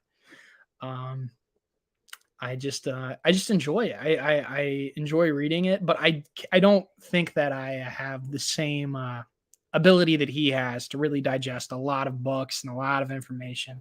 I'm reading a handful of books over a long period of time. It takes me a while. I got to read a page a couple times to get it, but he's definitely a lot more theologically, I don't know, skilled than I am. But that's a minority. I mean, it's like people who join the military, a small percentage of the population. It's the same thing with ministry. It is a calling, but the church needs, and kids need a lay person to, like you said, like your dad. I take it your dad was not a minister, right? He was no.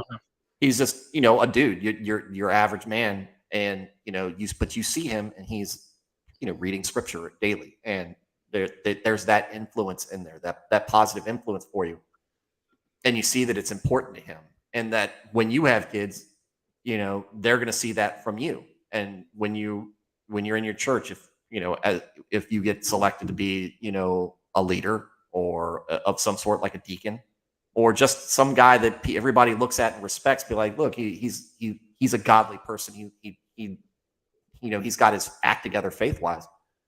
They need those people, and those people aren't ministers, because that lends credibility to the ministers when there are people outside of the ministry who respect that, who respect that and go, those people know what they're doing. They're here. That's their profession. They're the professionals, and we are here to kind of support them and build them up as well. So, I think it's really important that I think it's important too. I guess also with our conversation about Christian Twitter and the impression you had of we all just kind of hate each other on there. I think that's a very common experience, to go on there and just be like, wow, they're very divided. And that's a sad thing, but it's just kind of a truth. And I hope I hope to be ironic. I hope to aim at peace and just try to be as peaceable as I can on there. But at the same time, I think that it's important that we call stuff out. Call out BS. You can be no nonsense and just kind of, you see something wrong, you call it as it is. But as much as we can, I mean, with other Christians, try to see the commonalities we have and start there for sure. Yeah.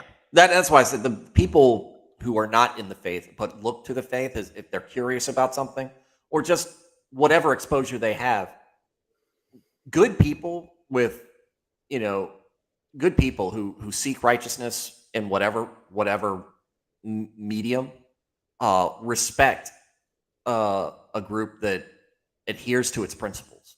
And so that's why it's important to that's part of what my problem is with modernists in these groups. They want to change, they want to relax these principles. No, it's like God gave us these principles because they're important, and we see why. Because if you look at Scripture, there's incidents in all of those cases why any of those 10 commandments or other things have brought difficulty with it, or have brought strife and all this other stuff. There's reasons why that God has given us these rules for life and these guidelines to live by. And when you try to get away from that, and then people who seek it out and they're like, okay, well, I'll go to church, and maybe they're prompted to do some studying on their own, and all of a sudden they're like, well, the book says this, but the preacher's preaching something different, but why?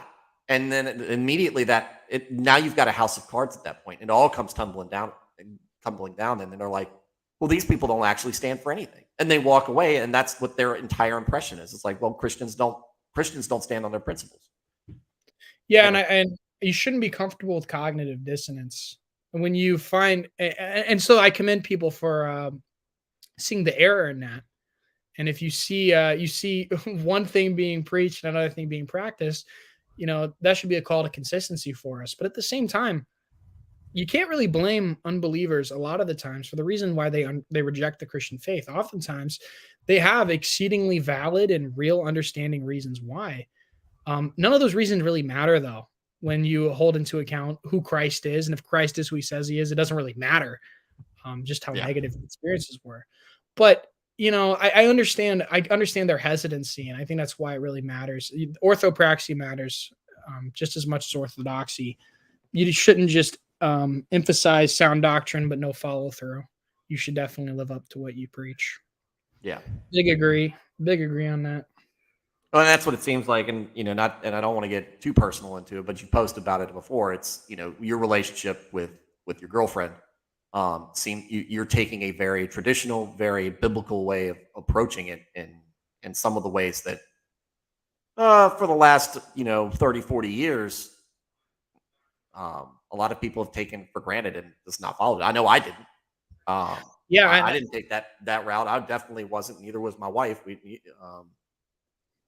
lived together before we even got engaged. So if once you start messing with somebody or you start doing things with somebody, you're not going to stop.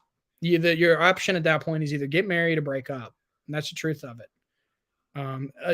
Those are really like, once you start going down that path, it's really like, you either got to get married or split up if you want to follow God on that matter. So it was like, for me, it was like, I already knew from personal experience. I haven't always been a Christian. I knew that once you start down that path, you don't get off it. So I was like, as soon as I started dating her, I was like, we're not going to go down that path at all. Yeah. Because as soon as we do, it's gonna be a death sentence for this. Because I think that's the reality of it. As soon as you start going down that path, it's I think it's darn near impossible to stop. Yeah. Once you start. Oh yeah, it is. Like you said, it's either marriage or break up at that point. But again, and then into the relationship. And I know people who have taken that path, the right path, and they've got such a peace about it. You're never going to look back. You're not going to regret doing the right thing. You're never going to look back on that and be like, damn, I wish I hadn't done the right thing. You're not going to do that. Right, and you don't have to explain it either. It's such an easy thing. Well, No. I didn't do it. It's like people go, well, people don't do that. And you're like, you have. It's easy when you're like, I did. So what's your excuse? Yeah, Like, well, it's just like, so yeah. don't tell me it can't be done. It's like what Christ does. When Christ lived a perfect life. Don't tell me that you can't do this for your fellow man, or don't tell me you can't do these things. You can, because I did it. I'm here to show you it can be done. You won't, because that's who you are. Israelites, Jews, Hebrews, Gentiles, everybody. You're all going to do it, but that's when you have that bit of righteousness there. It's like, yeah, be that good example. The thing to sign up. I can't do that. I can't say, well, I did it. I can't be that example for my kid and be like, because then I'm like, when you, my friend over there, they did it. So I'll have to send them over there. I was to say, no. But at the same time, it's also the experience where you said, look, yeah, I did the wrong thing. And I'm either, in my experience, especially with my relationship with my wife, like, look, mine worked out. And you have been blessed that your parents love each other very much. They're both very spiritual and they love you to death. And you got to grow up in that type of household. That doesn't happen for every kid. A lot of kids out there have that struggle. And so you need to understand that you need to count your blessings and understand that the people screw up. And so, and there are very real consequences to that. Yeah, and sometimes people marry people they wish they hadn't married because they already went down that path. Yeah. Have a kid, and then it is what it is. You want to be a part of that kid's life. You man up, do the right thing, and then. But now they've kind of cursed themselves to that. So I mean, yeah, you got a fortunate situation, but it isn't going to be like that for most or all. No, both of my parents were married before they married. And my dad had a kid. And there's some strife there. I haven't seen my older brother since I was 8 years old. Younger than that. I haven't seen him since I was probably 5. Look, I'm around the quarter to 40 now. He lives in the same town. I wouldn't know him if I bumped into him.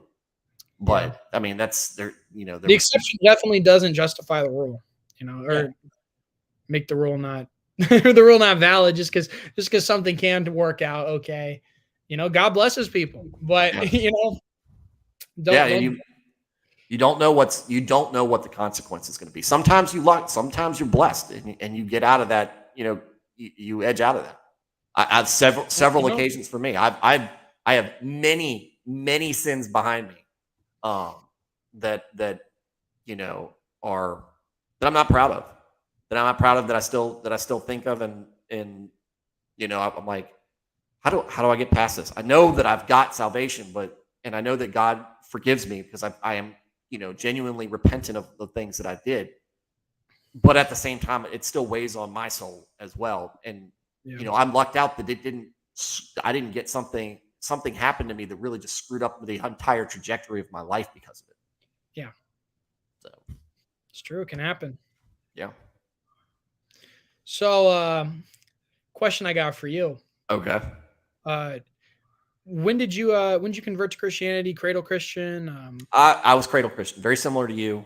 Raised in a small church that's actually just merged with another small church, and now they are the next big thing in this town. Oh, really? The preacher there's dad is the greatest preacher I've known in my life. He was my preacher as a kid. He married me and my wife. I know the preacher because I went to high school with him, he was just years older than me. And I'm going to get him on the show eventually to talk about bringing up a successful church in the middle of COVID, and the way that he did is kind of just like, hey, how did it happen? You were merging two churches together. Both of y'all were kind of floundering, and now you were like, I mean, we've lost probably a quarter of our membership to this church. Really? Because I mean, they do the new hot church on the block. They're the new hot church on the block, and he preaches. I mean, he speaks to me when he preaches. I mean, he's a lot like his dad, so it's so you're getting some wholesomeness out of that. So and how do you navigate those waters of success when you are that? And so this is what happened to me. So we went there, and there was some church strife, and the church split. And so my parents went to the good church, the next good big church on the block. And it was a terrible experience. It was a terrible experience. I didn't like it from get-go. I wasn't a popular kid in school. I was very much a late bloomer. I didn't make friends really until I got into the military and got some confidence in myself, and learned sometimes to shut up, because I also ran my mouth a lot. But I never was comfortable. A lot of the kids that were just a little bit older than me ignored me, or treated me like I was a nobody.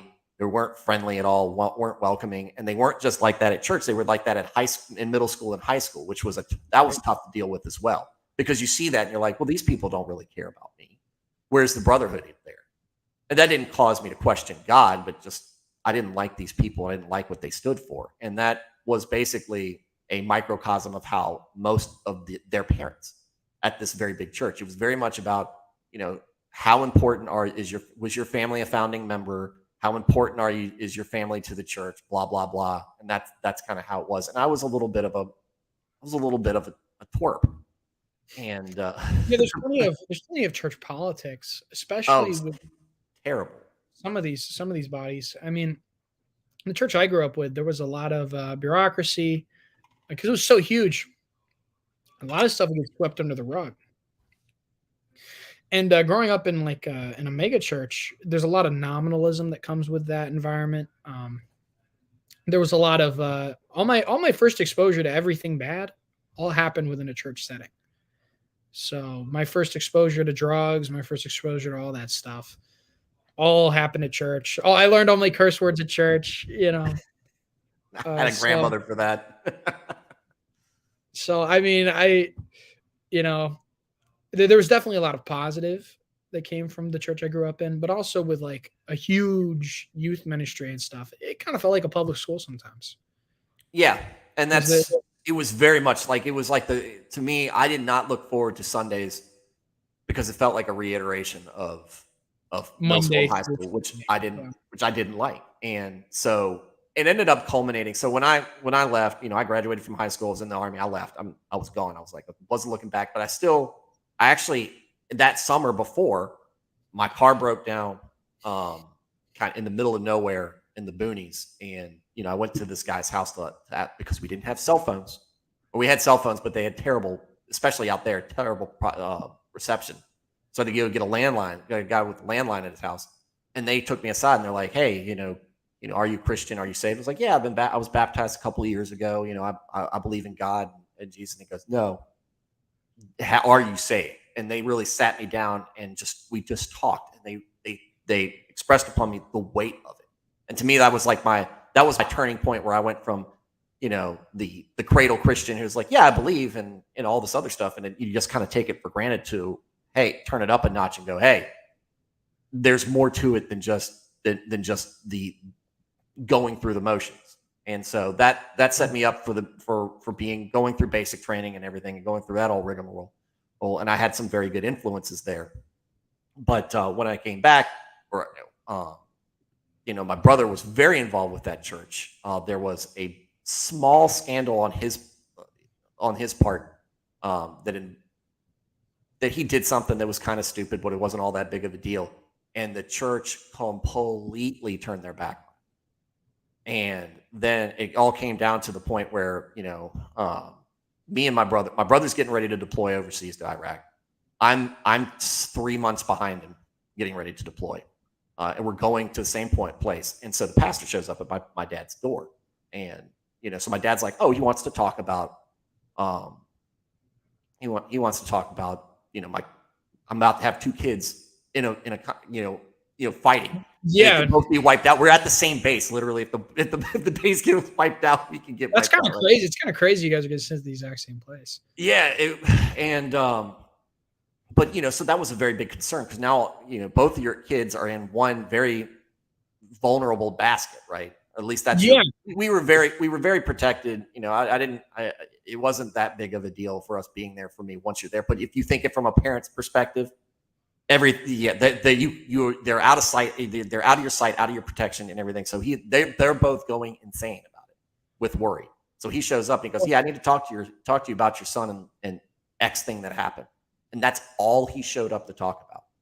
And so after that, they basically, so my dad had a meeting with the church leadership, and one of the elders basically said, "Well, the reason your kid did this is because you're a bad parent." And at that point, it took me forever to get my dad back to church. I left church at that place. Basically told me I don't need church to be saved. I don't need church to be Christian. And so that's where I went for about 10 years. I was out of church. Did not like it. I was like, yeah, that's nice, but I'm not going back because the people this is what a bad church does. This is what a bad congregation does. It pushes people away. And it wasn't just me, because when I look back on it 5 years later, a ton of the kids my age had just left, and most of them weren't coming back to any type of church. And they definitely weren't coming back to that church. And then what ended up changing things, and my wife at the time, she's still my wife, but at the time, my wife, your wife, at the time, she was agnostic. She was leaning more on the atheist side of agnostic. But I decided I was, I'm very firm and very stubborn in my belief, and so I was an example to her. She says, I don't know how. I don't feel like I'm that influential, but when I think it was something between me and I think I was watching Duck Dynasty at the time, because it was the only bit of reality TV I could stomach. That show, I forgot about that. And but when my son came along, I think that was obviously a life altering event for both of us. Yeah. But specifically for my wife, I think that going through that experience, you go, hey, there's more to create. There's creation here. There's reality here. And then I decided, all of a sudden you care about how you lead this child, where this child ends up, and that's going to influence where did he come from, right? It's kind of like, this is the culmination. Oh, I see. I get it now. This is what it's all about. And I had already decided. And at that point, we were moving back to my hometown, and I was like, there was a church. I left the church, but I'd gone to a small group my friend had invited me to. And it was a lot of people who were very well my age and much more down to earth into the word. And I reached out to him, that one of the guys that was running it with his wife that they'd been dating since middle school. They're still married. They'd been dating since middle school, and they had just gotten married at that point. So when I moved back into town, they've got a kid. I think they had another one on the way. And I was like, hey, can I, are you still going to X church? And he's like, yeah. And he goes, all right, I'm going to be there. I'm going to go there. Because I wanted my son to grow up in a church, because I realized, I was like, I can't raise him with the foundation. I need help. And that's what brought me back. And then once I got that there, sitting in the sanctuary, it was, oh, okay. I'm way off center. You see where you drift after 10 years. You see where you've drifted. You need to come back. Because you simp for a girl and she doesn't have the same views as you on something. You're like, oh yeah, I kind of agree with that too, because you're simping, right? And so you just lose a little bit of that, and then you end up kind of over here, or you don't want to be ostracized from a crowd, so you start compromising. You assimilate and you acclimate. Exactly, and so it's like that's what Sunday is. It's that recentering. I think the thing that's pretty troubling from what you told me was that the church de-emphasized the importance of church to you by saying, yeah, you're good. Don't worry about church. You're saved. You don't need church. You don't need any of this. You're fine. Well, they themselves kind of co-signed that the where you were going by making it, by de-emphasizing the value of the body. They didn't teach me that. Well, yeah, they didn't teach me that specifically, but it was if I didn't have a firm grasp of faith, I would have just I probably could have left Christianity altogether. But again, I was stubborn, and I took it out on the proper people. I took it out on the people there. But then I broadened that to, it's probably most of the churches, and I'm not going through that again. And they never reached out, and they've never apologized. And they're a church that my church partners with, and so they know where I'm at, and they know what they did, and they still none of them have ever reached out to even try to mend fences or build bridges, and it's difficult for me because I need to forgive them, and I have to a degree, but it's that under the surface there's a lot of anger and hurt, Sure. that could easily be, if somebody said the wrong thing to me, I go, well, you know what, actually, and it all comes right out there. And so I don't like that. I don't like feeling that way. I don't like being in that place. And I know that other people don't. And if you're not hanging on to God, you're going to let go completely, and you might never come back. And that's my big thing. It's like, don't be cliquey, be welcoming, be a small community, be a small welcoming community where people come in and you immediately like, yeah, come on, join us, come do this. And, Lauren's in the chat there, her and her husband, they're relatively newcomers to our church. And one of the things I wanted when I saw them and listened in Sunday school was, we need to get them welcome in here so that they know that, yeah, we're all buddies in here. We're all making inside jokes and laughing at each other and everything, but we want you to be part of that group. Yeah. We want you to be part of that group. And, and so far they have. And, like he came out he came out. Now we're playing church softball together and doing that stuff, because that's what I want. I want that community. And I don't want to be that other church where it's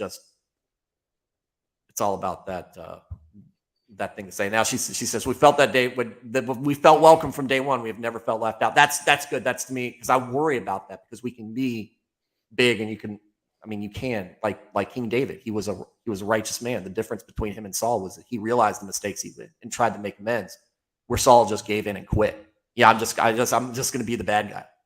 So difference between Judas and Peter too. I mean, Peter denied Christ. Judas got him killed. I mean, both are really big deals.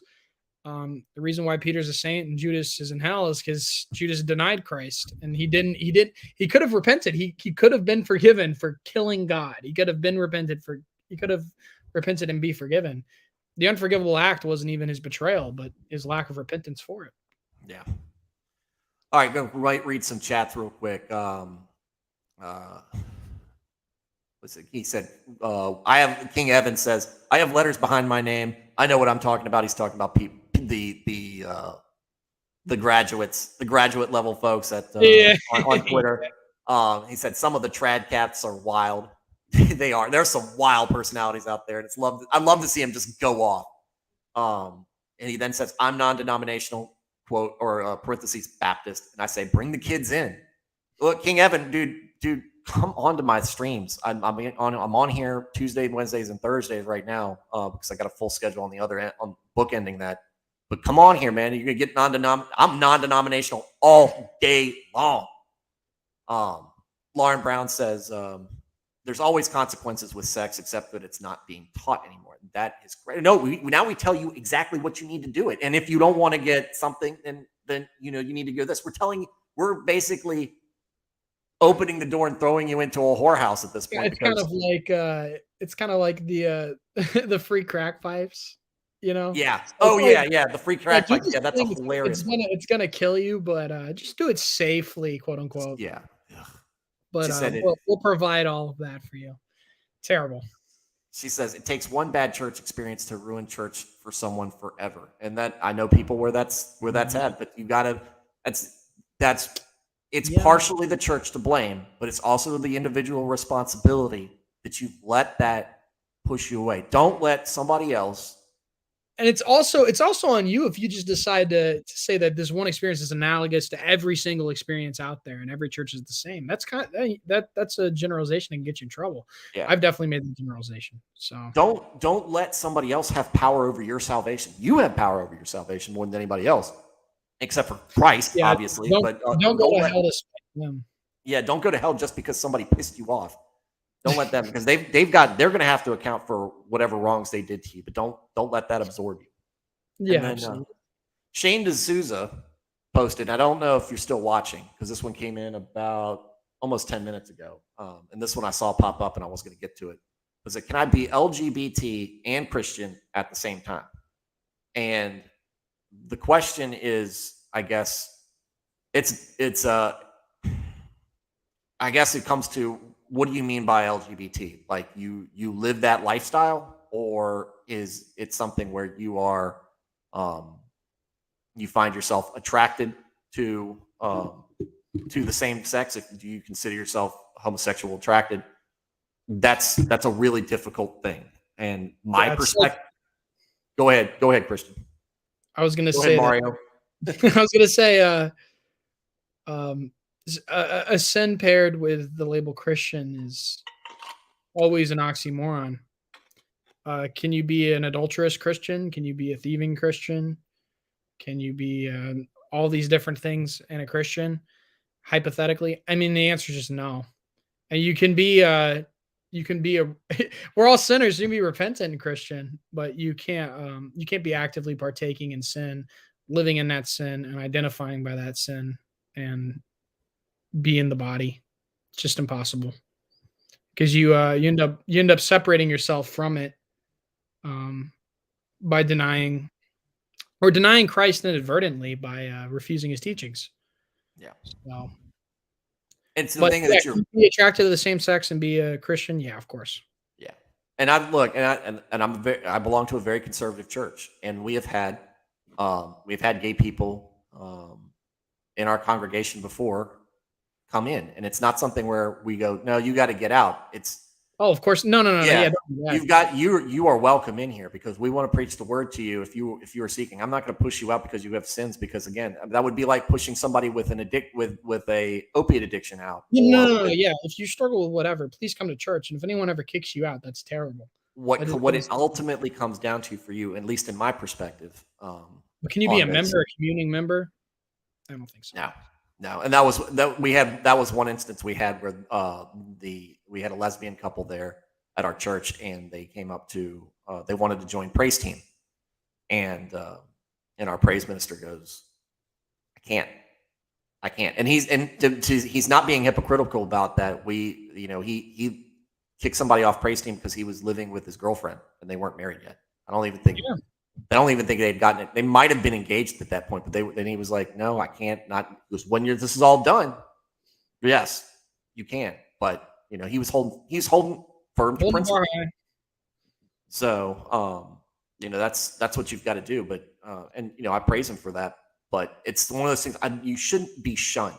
You shouldn't be shunned or kicked out. I don't like the word excommunicated unless like you're causing problems, like actively causing problems. But the homosexuality aspect of it, you have to understand that those acts are sinful. And people like to my biggest reply when people said, well, you can eat shellfish now. It's like, those are food laws. If you look where homosexuality is banned in the Bible, it's right in between child sacrifice and bestiality. Literally right in between those two verses. There's 3 verses. Don't sacrifice your kids to Molech. So no child sacrifice. Don't be a homosexual, or don't partake in homosexual acts. Actually, don't partake in homosexual acts. And 3, don't have sex with animals, please, or die. It's just like, because it's Leviticus, right? So everything's coming with harsh penalties, right? And also, Paul says in the New Testament that it's still a sin. So I mean, so we have an apostle affirming that nothing has changed there. So if you're like, oh, well, that's old covenant, that doesn't count. Well, you got St. Paul saying the exact opposite. So you can look in scripture and see that there's continuity. I think the most beautiful thing about being a Christian is a level of continuity between the Old Testament and the New Testament. Yeah. And when you read the scriptures, they're not in conflict. They're not contradicting each other. They pair. It says they do, though. The Bible's nothing but contradictions. I don't see it. Yeah. So, I mean, but don't single yourself out and understand that if you struggle with a sin, that you are alone, because other people don't let self-hatred or something become a thing, and don't start hating yourself. And don't make your sin the crux of your identity, because it can be bad for many reasons. It can be bad because it can perpetuate that sin, or because it can be a false piety of, look at me, I'm so terrible, and yet I still repent. Don't do either. Just make your identity what it actually is. If you're a Christian, it's in Christ. Yeah. Yex, actually, who commented on here earlier, he's got a Twitter account where he used to struggle with that. I don't know. I don't know where he is with his walk on that, but I know that he walked away from it, from that lifestyle, and from those acts, and he is discipling to other people. And here's the thing, okay, you can be struggling with homosexual urges. There's a guy in the pew in front of you, or 3 rows behind you, who's struggling with anger, with significant angers and resentment issues to his fellow man. You've got a woman who's across the aisle from you, who's having urges with her marriage, or for infidelity with her marriage. There are people that the church is full of people with sins that they're and sins and sinful urges, At the end of the and day. they might be actively acting them out. We are fallen and broken people, but the difference is between what the traditional church should be and what the modern church preaches is that it is not okay to do these things. You have to understand that it is still a sinful act. We don't celebrate it. We don't accept it. We don't glamorize it. We don't support it. We understand that it's still it's a sin, and it is wrong, and that we will still screw up. It's still a screw up, and it is still something that we should feel guilt and remorse for, and move past, and struggle to overcome it, and not like you said, Mario, not just embrace it and make it part of your identity. Well, because I'm a gay Christian, or I'm a whatever Christian, or I'm this. No, you are a Christian. If you are a Christian, you are adhering to these principles as much as possible. And when you don't, you understand that you did something wrong, and it is wrong. So it isn't go, oh yeah, just bring them all in, and why don't you just be a priest, and why don't you talk about all this stuff? And it's wrong. No, that's the burden that a preacher, pastor, priest, whatever has. You're held to a higher standard. And so when we see, that's one of the things I see when these pastors fall and get caught up in generally it ends up being a financial or an extramarital affair that they're involved in. It's like, no, you can still be part. You don't have to run away, stay in the church, but you got to step down. You can't lead the church anymore. You've got to be just a guy in the pew. And so that's what we deal with. King Evan says, there's no such thing as a carnal Christian. Are Christians perfect? Of course not. But if you're living in sin and know it's sin and refuse to repent of it, then you are not a Christian. That is where I fall on that. Because you're going to have to answer for that when it's all said and done. They're like, well, this is what it is. And are you going to be able to accept that? And Lawrence says, temptations will always be out there. You must choose to walk away from those temptations and walk towards Christ instead. Amen. And like I said, I've got my issues. One of the problems is I give hot takes on Twitter because I'm angry at people and I run my mouth. Sometimes I wonder if maybe that's not it's not the best example that I'm perpetuating. But I feel like I'm trying to perpetuate goodness and wholesomeness because you're attacking. I feel like you're attacking that, and then I need to attack you because I have to defend it. But then I also walk away going, "I was really rough there." You probably should have done that. Yeah. Lauren says, "You run your mouth, no way." Yeah, all day. It's not as nice as it is when I'm in church softball. In church softball, I'm just teasing everybody and trying to build the team up. Here, I'm like, why are you being so divisive? Why are you hating on your fellow Christians? And then I get really sarcastic in a verbal joust. And then somebody goes, "You sounded so immature and rude. Where is the fruits of the Spirit?" I was like, sometimes I'm this way. Sorry. And Twitter brings it out. Twitter brings it out. It's such the internet, social media in general. Facebook, there's a apologetics page. I need to just leave it altogether because it's somebody asking a question and then everybody just giving their perspective and nobody's changing anybody's minds. So that's I don't know how many minds Twitter has changed. I'd say not many. George Sears says sometimes it do be like that. How you doing, George? So here's a question for you, and this is something that happened to me. So maybe because I know you've read a bunch of different theologies. Maybe you can get. So about a month ago, some guy on Facebook reached out to me, and so he reached out to me and said, "Hey, I've got a group that we do a live stream together of some sort. I don't know if it ever actually went onto the internet or if it's just a thing on StreamYards. But we have a thing, and we would love to where we talk about God, and I would love to have you come there and test and give your testimony. I was like, yeah, sure. I'd love to do that. I don't really have much of a testimony because I don't have this great redemption story or this super life-changing event. I'm pretty average, right? I don't have like I had a wonderful girl, Kristen Gupta, on who I went to church, who went to our church for a while.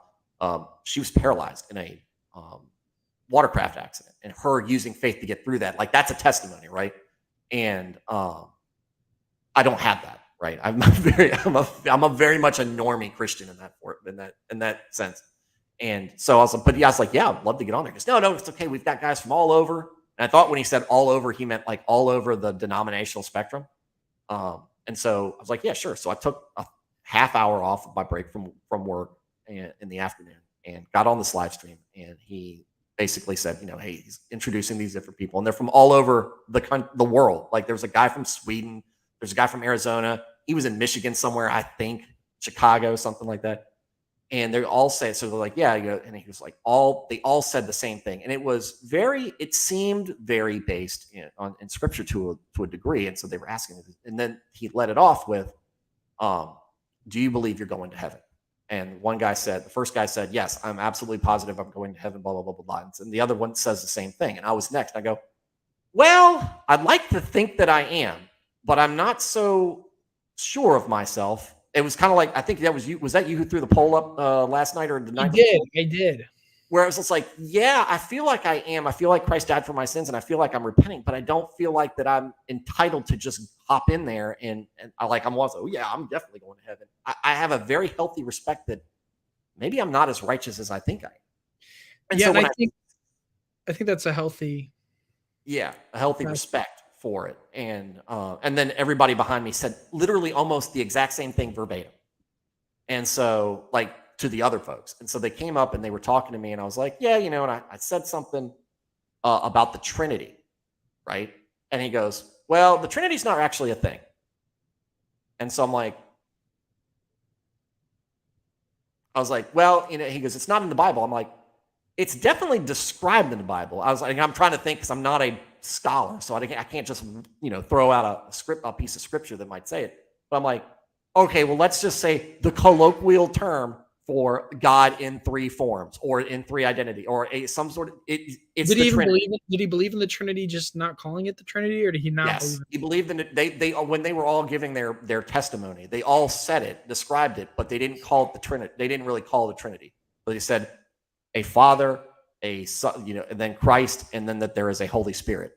And so I think I might have stumbled upon Jehovah's Witnesses, but I'm not sure.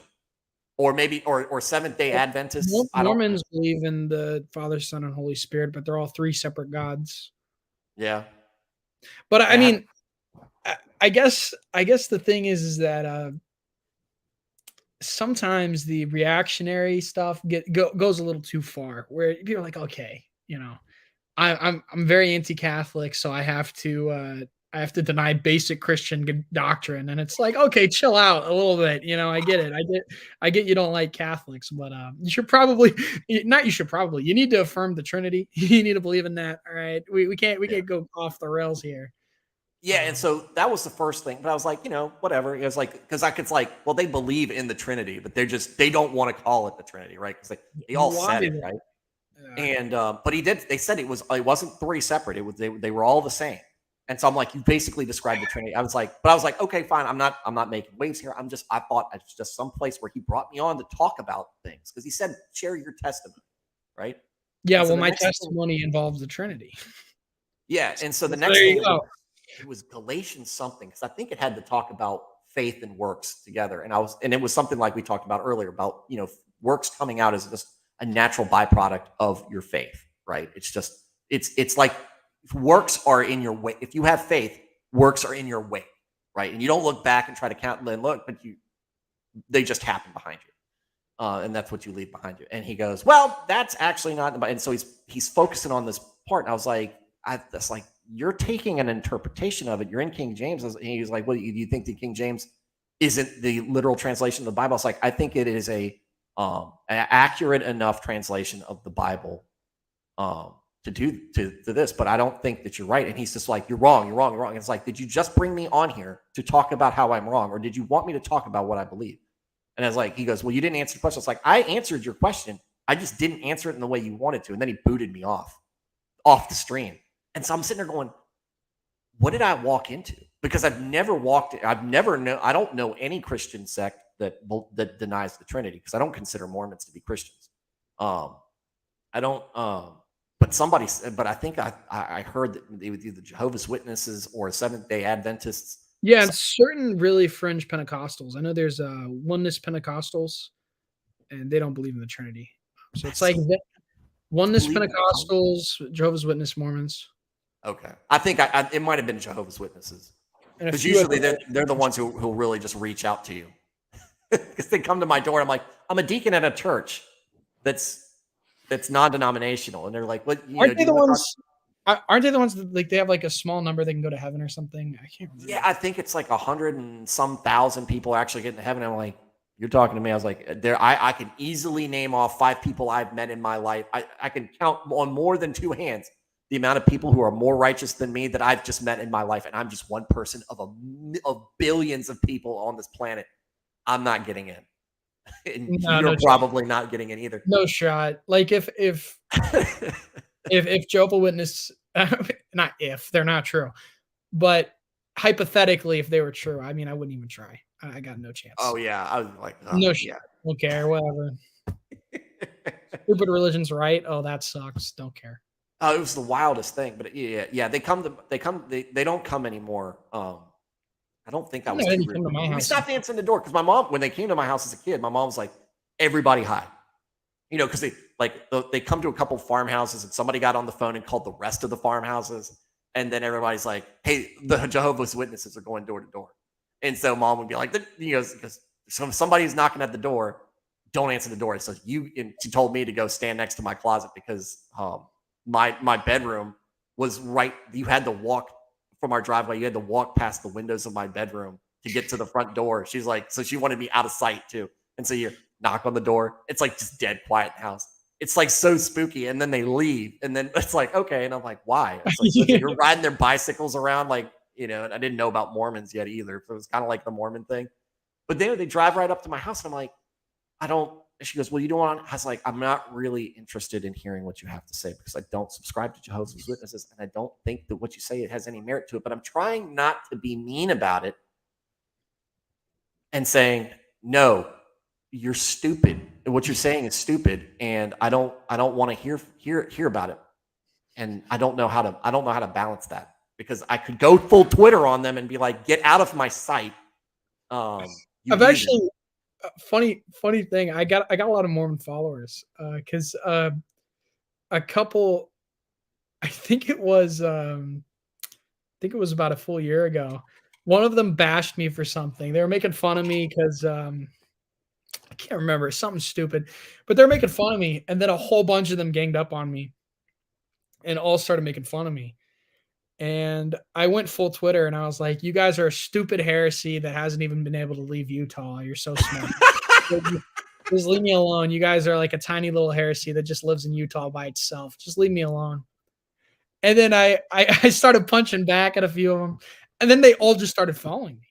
And hate following you or legitimate no, just like a few of them saw me and thought they saw some of my conservative posts and stuff, and they're all very conservative. Oh yeah, Mormons are nice. So many Mormons that I've met are nice people, very nice people. They've definitely engendered a culture of supporting from within, which is something that the Christian community lacks big time. They're very culturally Christian. They're just not very Christian. I call them galactic Jews because that's what they seem like to me. And to me, it's just like, yeah, because you get your planet and each man becomes like, stop. Of course, Ender's Game was written by a Mormon because it's so Mormon. When you think of Mormons, you think of Ender's Game and that kind of stuff. I got 2 friends of mine, 2 good friends that are Mormons, and they're from Florida. So rare, but it happens. Yeah. There's a Mormon chapel right by my college, and so I ran into a few guys and Mormons, and actually I didn't run into them on campus, ran into them online, figure out that they're close by, stuff like that. And so I got two good friends that are Mormons. So I got really deep into studying their theology because I was like, well, I really think these guys are wrong, but I want to know what they believe. And I Why want are to they be so nice if they're so wrong? knowledgeable about what they believe. And their theology is a little bit schizo. Like it's really out there. It's really wacky, but they're a lot of really kind people. And I think when you believe the morality of the Bible, there's fruits that come with that. When you believe in that in the morality that they have, and their morality is very close to ours, but their doctrine is very unsound. Yeah, And and you that's why. you need good orthopraxy and good orthodoxy. You need both. So they've got plenty of good practices going on, but they need to have the Father, Son, and Holy Spirit, one God. They need to worship the triune God, and they need to get rid of some of these. They don't need this ridiculous canon they have, and Yeah, that's where it really starts to get loopy, right? and it's interesting because they take a lot from all of us. A lot of their church structures and the way the actual inside of their church looks is very Baptist. Like if you look at kind of an old school Baptist church with a steeple kind of design, a lot of their churches look like that. But their Episcopal government, very similar to Catholics, with a prophet who's very similar to the Pope. And it's kind of a top-down structure. So they've kind of stolen the papacy from Catholicism, stolen a lot of the culturally Baptist stuff, and kind of fit that in. The evangelical stuff they've kind of stole as far as aesthetics. And they stole the doctrine of theosis from the Eastern Orthodox. And they believe that they become gods when they die. And so they've kind of perverted the Christian idea of deification and that we become Christ-like. And in a sense, we partake of the energy of God when we see the beatific vision when we die, theosis. And they perverted it into this like we all become gods when we die type of thing. But they kind of Joseph Smith kind of managed to take a little bit from everybody. You could tell he did a little bit of reading. He looked at some of these other. He read papyrus that he found in the middle of nowhere. Yeah, the Book of Abraham is pretty good. The Book of Abraham is a pretty good apologetic against them because definitely doesn't say anything about Abraham. Yeah, but like to me, Mormonism is a very American religion because it's a conglomeration of different cultures, Christian cultures, and it's in America, right? But yeah, because they take from Catholicism and Anglicanism and Protestantism and all these different things, and they mix it all up. And then they go out to Utah. Of all the it's kind of like all the flavors, and you chose to be salty. It's like all the places you could have gone, and God's promised land for you is Salt Lake City. No Zion, baby. He's not putting you there. Look, a land flowing with milk and honey is not in the middle of the salt flats on the other side of these mountains. There are so many other places in the United States you could go that are so much better than that. He's not putting you there. I was like, to me, it's like that among all the things. But again, there's culturally they get so much. They do so much that the Catholic Church and the Protestant churches they emulate. They emulate and they kind of innovate and fix their little religion. I mean, yeah, they're definitely a Christian heresy. I'd say they're not Christian. Yeah. But they're definitely a heresy inspired by Christianity, similar to Islam. But they're definitely, I think there's a lot of overlap, interestingly enough, between Mormons and Islam. Yeah, because there's definitely some extremely racist undertones in Mormonism.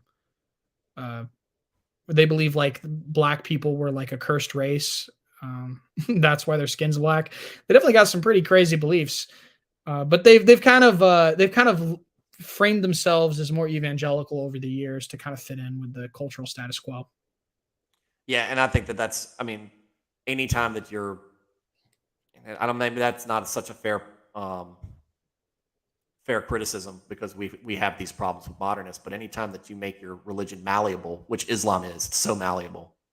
They'll scratch and rewrite the Quran all the time, and that's what Muhammad did the entire time. It's like, well, I'm not supposed to do this, but now I've had a prophecy from God, a dream from God that tells me that we are able to do this now for this thing that I want to do that conveniently lines up with my political needs. He drank his whole life, and then at the end, all of a sudden, Nah, Allah says you can't. Convenient. So you got to live a whole life drunk and then now it's bad. Convenient, you know.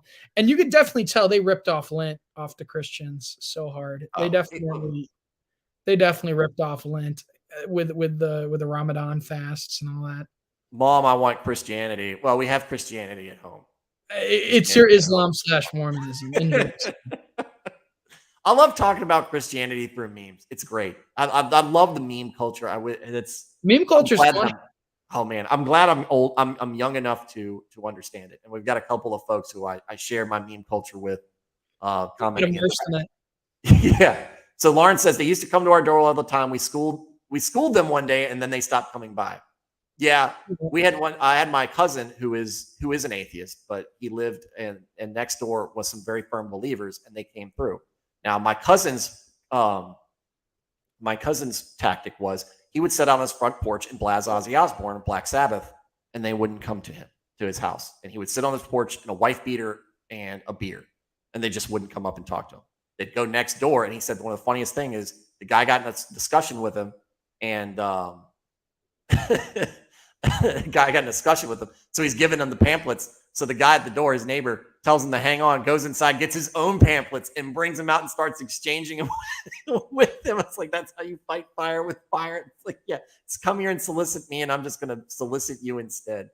So, but yeah, that's when they stop appearing. When you start. I wonder if you can leverage something with them. Like, okay, tell you what, I'll go to one of your little Mormon groups or whatever, but you got to come to church with me one Sunday. I'll go visit your thing, and then but you got to come with me one Sunday. Maybe we can negotiate with terrorists a little bit. See if there's anything we can get to. Happy. I'm not going to become Mormon. I can tell you that much. But maybe if I show up on a Friday night to your Mormon pizza party, maybe on Sunday, and then maybe we, you know what I mean?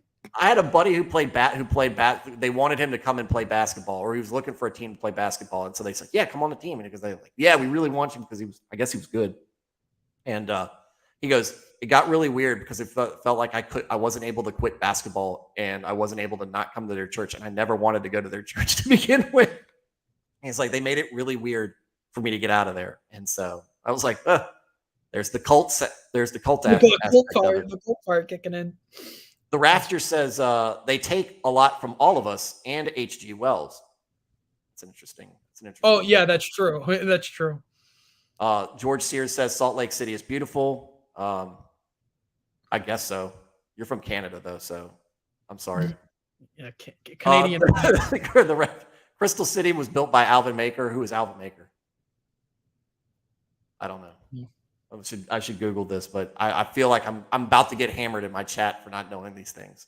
The knowledge of Mormonism is not too extensive. I haven't finished the Book of Mormon. I've read a little bit and got bored. Yeah. I couldn't just force myself to finish it. What's the phrase they repeat so much in there? There's one phrase, and it came to pass. They say, and it came to pass, like every paragraph in the Book of Mormon. It's like blah blah blah, Nephi, da da da da da, and it came to pass, blah blah blah, Nephi, and it came to pass. Mosiah said to Nephi, blah blah blah, and it came to pass. It's like, oh my gosh, I can't read this nonsense. It's too I stumbled into Ender's Game fanboys over here. That's what it is. There's the problem. So, fake Orson Scott Card fam here, shake my head and go read some Wheel of Time, you filthy casual. He was Episcopalian. I know that. And he might have been one of the last good Episcopalians, Robert Jordan. I'm not sure about that 100%. Hopefully he was. But it's Weeb of Time, because that's all that Wheels the Episcopalian line end and the Anglican line begin? Where's the clear distinction there? Anglicans, they're more traditional Christians, and then you got your Episcopalians are like just complete nutcases. Episcopalians are Christianity light. And I mean, that is like the bit, because you were, I guess it was around when you were being born, maybe a little bit before that, where the Episcopalian Church basically said, yeah, we're going to let women be pastors now. We're going to start electing. I think they were start allowing gay priests into the priesthood and whatnot. And that was really the beginning of the end for them. And because it just all still fell apart. Now I don't feel like they split. Like the Lutheran Church has that stuff going on, but the Lutheran Church split.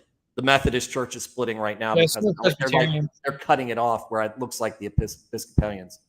The Episcopalians. What's So interesting about these groups is that they're the leftists won out. Like they won the larger size. Like the largest Episcopalian church in America is a leftist church, not any of the Anglican communions. The largest liberal Presbyterian, or the largest Presbyterian body is the PCUSA, which is completely liberal, women priests, gay priests, you name it. The Methodist Church is headed that way. The Methodist, liberal body is heading American out. Methodist is going that way. Global Methodist is apparently done with this bullshit because That's good. Good for them. That's what it looks like. Because look, the Methodist Church is shrinking in America. Imagine that. But the Methodist Church is shrinking. Oh no! Right? I'm shocked. It's shrinking in America, but it's growing in Asia and Africa. And in Asia and Africa, they're like, yeah, we're not doing any of this stuff. And some of the stuff you're already doing, we don't really like. And so they said, we need to come up to some sort of agreement here. And they couldn't. This is from what I understand. And I was actually reaching out to a Methodist guy on Twitter. I've reached out to Terry Mattingly, who apparently has been covering this in the 80s, and he won't answer. He'll answer all these other stuff when it's talking about, political things. But he won't answer that when I talk to him about it. But but from what I understand, the basically Global Methodist space has got the most votes, but the U.S. Methodists are digging their heels in enough that the Global Methodists, it's like, okay, we have to split. What's funny is it's like you see these really liberal bodies of churches, and then you walk in there and it's like all boomers. Like the PCUSA has gay priests and women priests, but you walk into their parish and it's all gray heads. And then you walk into your local like Lutheran liberal parish, all gray heads. But then you go to these traditional parishes, the traditional Lutheran ones, it's all young people. That's good. That's really good. You walk into your local Latin mass, all young people, bunch of babies. So it's like, it's interesting to me that like, it's almost as if the progressive form of Christianity is like the boomer one. That's really where it started to get hold, because you got to think about it. Most of those progressive values were pushed by people who were boomers in the sexual revolution, in the counterculture in the 60s and 70s. The whole Woodstock bullshit. My parents' age, right? My parents were very counterculture were very much not. They were very much traditional back then, and that's how they raised me. But who was teaching all the millennial kids in school? Boomers. Yeah, I mean, with boomers, weed, sex, all that stuff was very commonplace and pushed. And I think when you look at your more liberal parishes across the denominational spectrum, whatever, a lot of the left-leaning ones, it's all boomers. Good. I hope they're dying out, because that's what we need that to happen. The Rafter says so true. Traditional Catholic Latin Mass churches are super young families and teens. Super young. You walk into your local Latin Mass parish, it's crying babies. It's actually, I think that's the most beautiful part of it, is that it's so young. Because a lot of people really like the Tridentine liturgy and stuff. But for me, I think the thing that made me walk out of there feeling good was, wow, there's babies everywhere. There's actually, this wasn't even a Latin Mass, but this was like a traditional Catholic Mass, like a very conservative traditional one. And it was all babies singing, and it's beautiful. And I think that gets back to that tweet from the other day about crying babies. Like, oh, you're inconveniencing the church. No, you're not. A crying church is a thriving church. You got a bunch of babies screaming their heads off. That's a church that's going to make it. That's a healthy church. Yeah, well, I mean, it's a church that's going to have kids growing up, and you want a bunch of little ones running around. Right. You don't want that. You don't want that part where you walk in and it is all people with gray hair, because you want that mixture. You want that elders. You want that flow. I'm in logistics, so so that's what you say. You want your old equipment coming out and your new equipment backing it up, and you want a nice, just gentle flow of things, so you're not hurting with your supply chain. You want everything. Yeah, that's a practical way to look at it. Yeah. Yeah, I mean that's how you get, because that's how at least you maintain. I mean, if you don't want to be losing, So if you're at least maintaining and growing a little bit, but if you grow to a point, then you can split, and then you can, like I said, I think that it should. I don't think a congregation should be more than 500, or at least me personally, I wouldn't want to go to a church with more than 500 people in it, because at that point, I think that's for me. That's where you start to get to the point where you start to lose. Subverted easily. Yeah, and you can get sloppy. Yeah, and you can lose people, right? Somebody's hurting, and you can't, and they're legitimately crying out, and you legitimately have the excuse that I didn't know because I don't even know who you are, right? When you're and I think that's 1,000 to 1,500.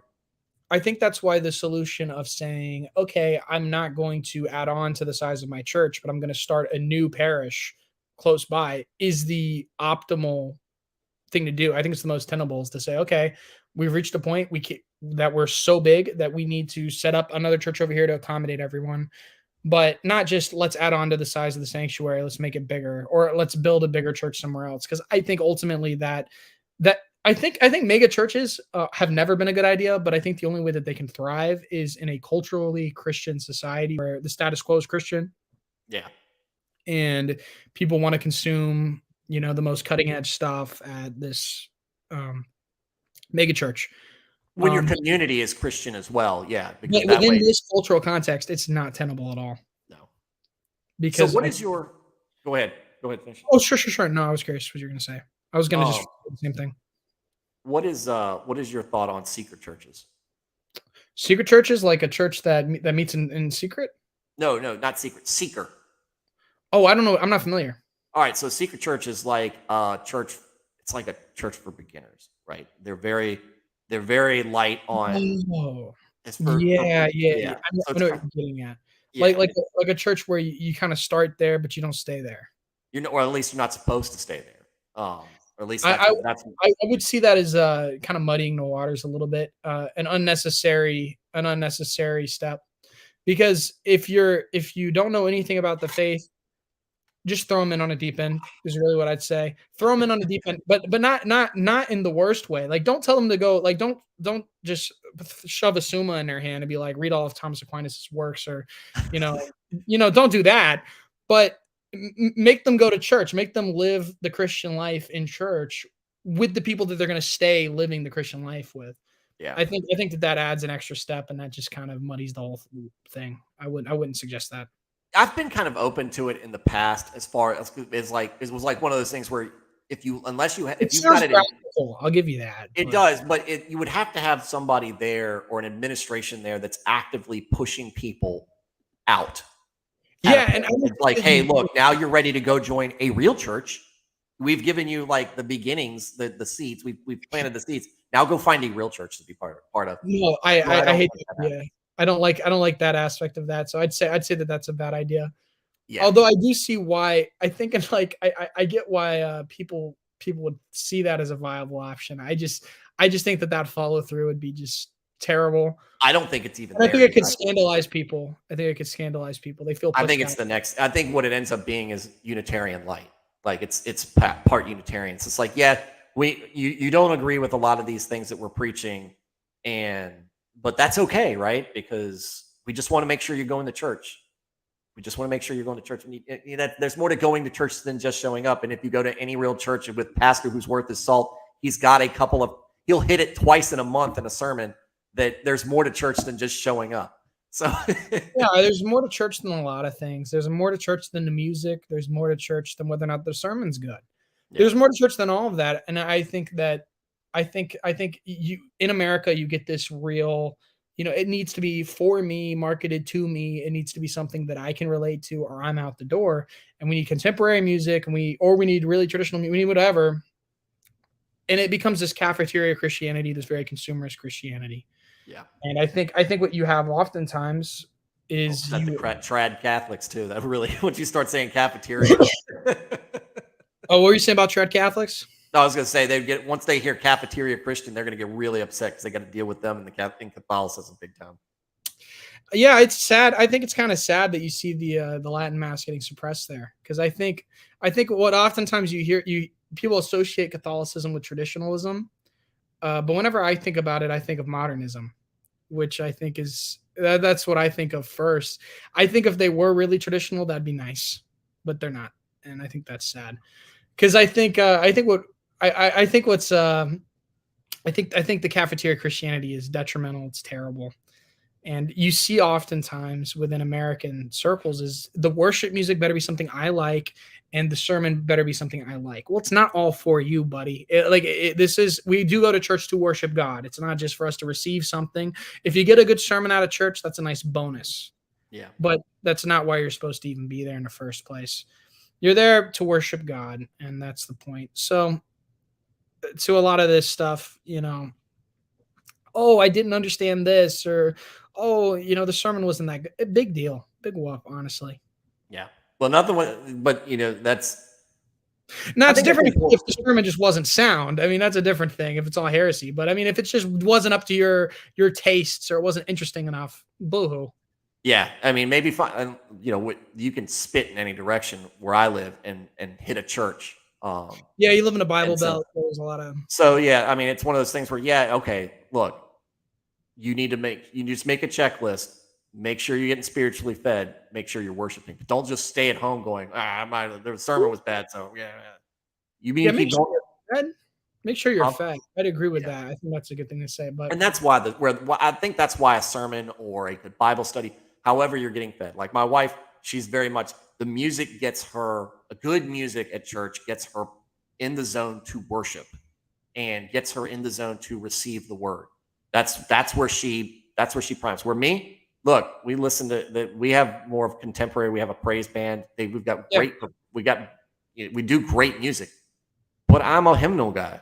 I'm old school. I like the hymnals, and so that doesn't speak to me as much. But hymns, while they sound great to me, where I get prepared to worship and I get in the zone, it's from good Bible study and fellowship with my, kind of like what we're doing.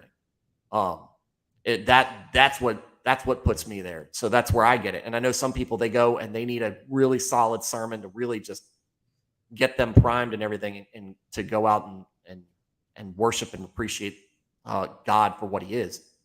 And so we all have different ways, but that's what you need to do. You need to understand how you're spiritually fed and find a good church where you can get spiritually fed and worship. So he said also Rafter says it's a true rebirth. Or no, he said trad Catholic Latin Mass churches are super, because he's a trad Catholic. Yeah. Trad Catholic Latin Mass churches are super young families and teens, which is great. It's a true rebirth, which is awesome. I'm happy for the Catholics in that respect. Lauren says we went to a church similar to a Seeker church. That's when she responded. Rafter said that seems counterproductive, encourages lukewarmness. I agree there. Seems bureaucratic too.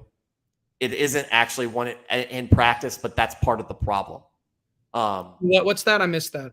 On the Seeker churches, like when I said there should be an administration there to push people out, people just end up sitting there, or they end up leaving, and hopefully they leave and find a more based church. I say start there. I say throw them on a deep end, but yeah.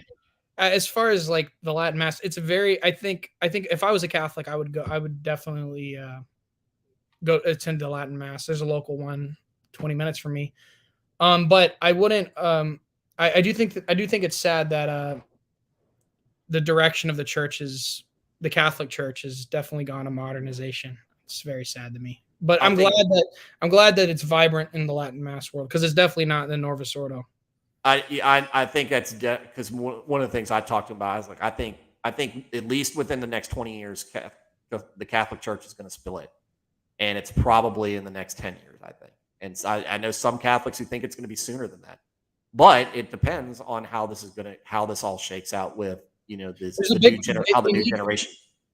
They need the apostolic succession, and they need that's important to them, and they really need they need to make sure they're not in the schismatic body, and so it's going to be complicated whenever that happens. But I mean, it's too much for me. I can't be Catholic, guys. I can't be Catholic. It's too much to think about. My mind's going to blow up. And being Catholic is just like one of my best friends just converted to Catholicism. a month ago. Actually, what happened was I told him, I said, "Hey, I'm studying church history. I'm looking into Catholicism and Orthodoxy. They might be true. I don't know." That's all I said. I didn't say I was going to become. I just said I don't know. I'm open to it, and I mean, I'm an open type of guy. I'm not somebody who's going to just go, "Oh, well, I was raised this way, so I must be this." I'm like, "Oh, I'm gonna study and see where I end up." That's the attitude I've always been taking. It's the attitude I've been taking. It's one of I'm not really sure I know what's up. We'll see. So I ordered like 6, 7 books on Catholicism. You can ask Christian Peach. You can ask my girlfriend. I've been digging through them, talking her ear off about this stuff. But I was like, no, I don't think I'm going to become Catholic. I read a lot of the history, could see a lot of the arguments, but I was like, I don't think so. But he converted within a month. Oh, I remember, because I remember it was like a couple of months ago. It was before Lent started, but you were digging into it, and then because you were talking about it, people were like, "Oh, he's converting to Catholicism," and they gave you a ton of grief on that. And I remember sending you a DM and be like, "Man, just keep doing what you're doing, because what you're doing is healthy for you. Don't worry about Twitter being stupid as hell." Well, I think it's funny too, because I think if you well, I mean, I've been talking to my pastor about all this stuff. I've been spending time with him, going to lunch to him. Probably, yeah, he's a great guy, godly guy, really enjoyable conversation. But I can't imagine it's easy for him as a minister who hasn't worried about this stuff in a long time to go be like, "Oh, I don't remember that I don't remember First Clement. I don't remember what they said in First Clement. I read that forever ago. What do I, so." But God bless him. He's been so patient with me and so kind to me. And I'm definitely not doing it in isolation. I think the worst thing you can do with theology is do theology in isolation, which is why I ask questions on Twitter. People go, "Oh, you just want clout." Dude, no, I don't. I lose followers every single time I ever say anything you guys don't like. I gain them every time I say something you guys do like. Yeah. But whenever I say something like, "Oh, I don't know, the Mary Ark of the Covenant," whatever, I lose like 15 guys, 15 dudes unfollow me. And then, it doesn't always work out. So it's interesting, just the attitude you get. They're like, "Please don't read, dude." Yeah, like, isn't that the whole problem that people had with the Catholic Church back when at the Protestant Reformation? What was the whole don't read? Don't read. The priests need to do it for you. So then they're like, don't perpetuate that. And so, and that's not a slam against Catholics. That's just talking about what it was at the time. But truth should be able to stand up to scrutiny. So if Presbyterianism, Lutheranism, whatever form of Protestantism, if that is the truth, then it should be able to stand up to a history book and reading the Bible. It should be able to be consistent with that. Raph says, allegedly this happened.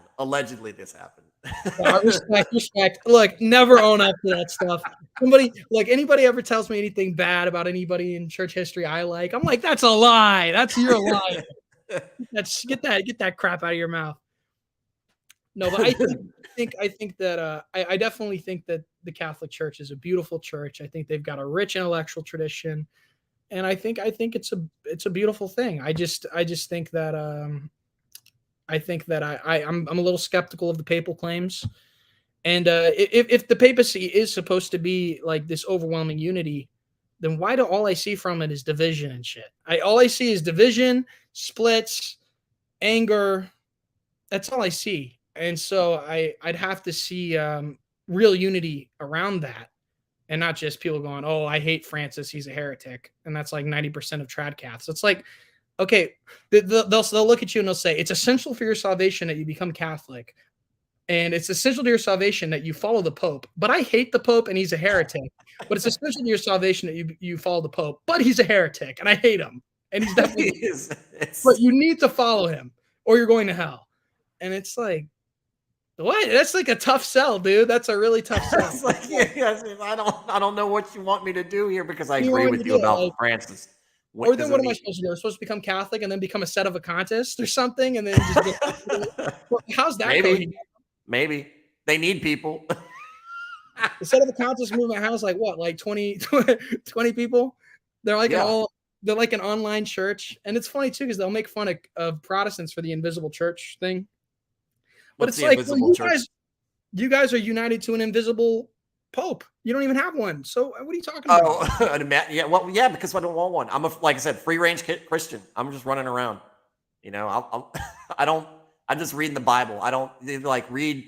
What is it? The one that the Reforms? What's the guy that the not Calvin, but like one of the big theologians that the Reformed folks like. Modern or starts with a B. Starts with a B. It's really Bolvik or Bel. I don't. Oh, Bavnik or something. Bavnik, yeah. Yeah. The Bavnik. I don't know. I'm not interested in reading about that. I've got way too much on my hands. I got kids. I got other things going on. I would much rather go to church softball than sit down and read a theologian who's going to talk about how he read the Bible. Let me read the Bible and let me talk about it. I'm going to read I don't know who you're talking about. I don't know. Very funny. I think there's lots to gain from theology, lots to gain from history. But I also think that that it's pretty basic to just be like, look, that's nice. I'm gonna go read the Bible. Like, nice opinion. I respect people who try to study it better, but it's nice opinion. I'm gonna stick to what Paul said. All right. I feel that. I love Peter, and Paul is so hard for me to get into. But it's like, well, Peter was the rock of the church, but why did Paul write most of the New Testament? It's like Peter gets two books. Look. The truth is, the thing is, this is the thing that I've encountered with inquiring into Catholicism, and my girlfriend can back me up on this because she, God bless her, she's had to hear her fair share of all of this.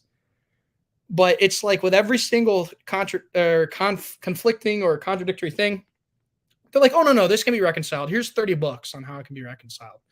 So it's like I'm really digging through the weeds. I found myself reading so many books. I'm just like, this is confusing. I'm confused.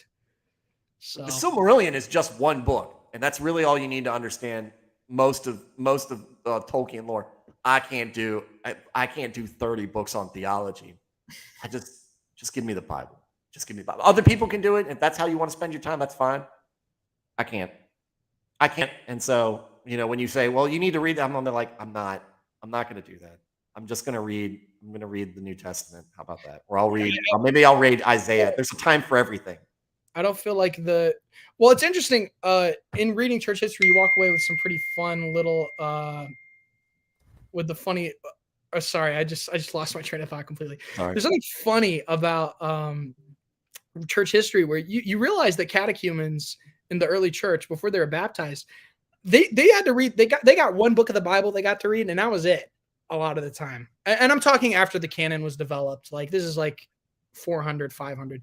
They would spend like years and years just trying to read the Gospel of Luke. And that's all they got, So, I mean, there's a lot to understand from just the Gospel of Luke. You're not going to read that one time. I've got a friend of mine who's Catholic who was like, oh, I didn't read the whole Bible. I read some of it. I got the gist, so I'm all right. It's like, honey, no, you need to read the entire thing. You need to read, and you need to read it a whole lot, Yeah, sorry. I mean, it's like reading any book, and that's what I said that yesterday, because when I'm doing my Bible read-throughs, I'm in Deuteronomy right now, and Deuteronomy never hit me like the way it's hit me reading through this, because it's like Moses is up there, and he's given this is a guy who couldn't talk well, who was nervous about all this stuff, and like at the end of his life, he's giving this speech to the Israelites, who he knows, God knows, and the Israelites probably know too, that they're going to listen to what he has to say and still go and do everything he said not to do. But he's up there because he loves them so much, and he's just preaching, look, this is your history. This is where we've come from. This is where you're going. This is what you need to do. Just do it, and God is going to bless you so much. And I'm sitting there going, like, the first few chapters of Deuteronomy are beautiful. They're beautiful. Yeah. And I've never read it like that before until now. And I've read the Old Testament several times. I get so much more out of the Old Testament than I do after the Gospels. Like the Gospels, Old Testament, and then everything else in the New Testament is kind of where I gravitate. I think the Old Testament's really cool once you realize it's all about Jesus. It all points to Jesus. All these prophecies are in the Old Testament. The Psalms are love letters to Christ. And when you realize that the triune God was there the whole time, it's such a cool moment. You really get he sends the Holy Spirit down, and then Christ is in the flames, with Shadrach, Meshach, and Abednego. Epic, literally so epic. And then you read the Bible differently, read the Old Testament differently.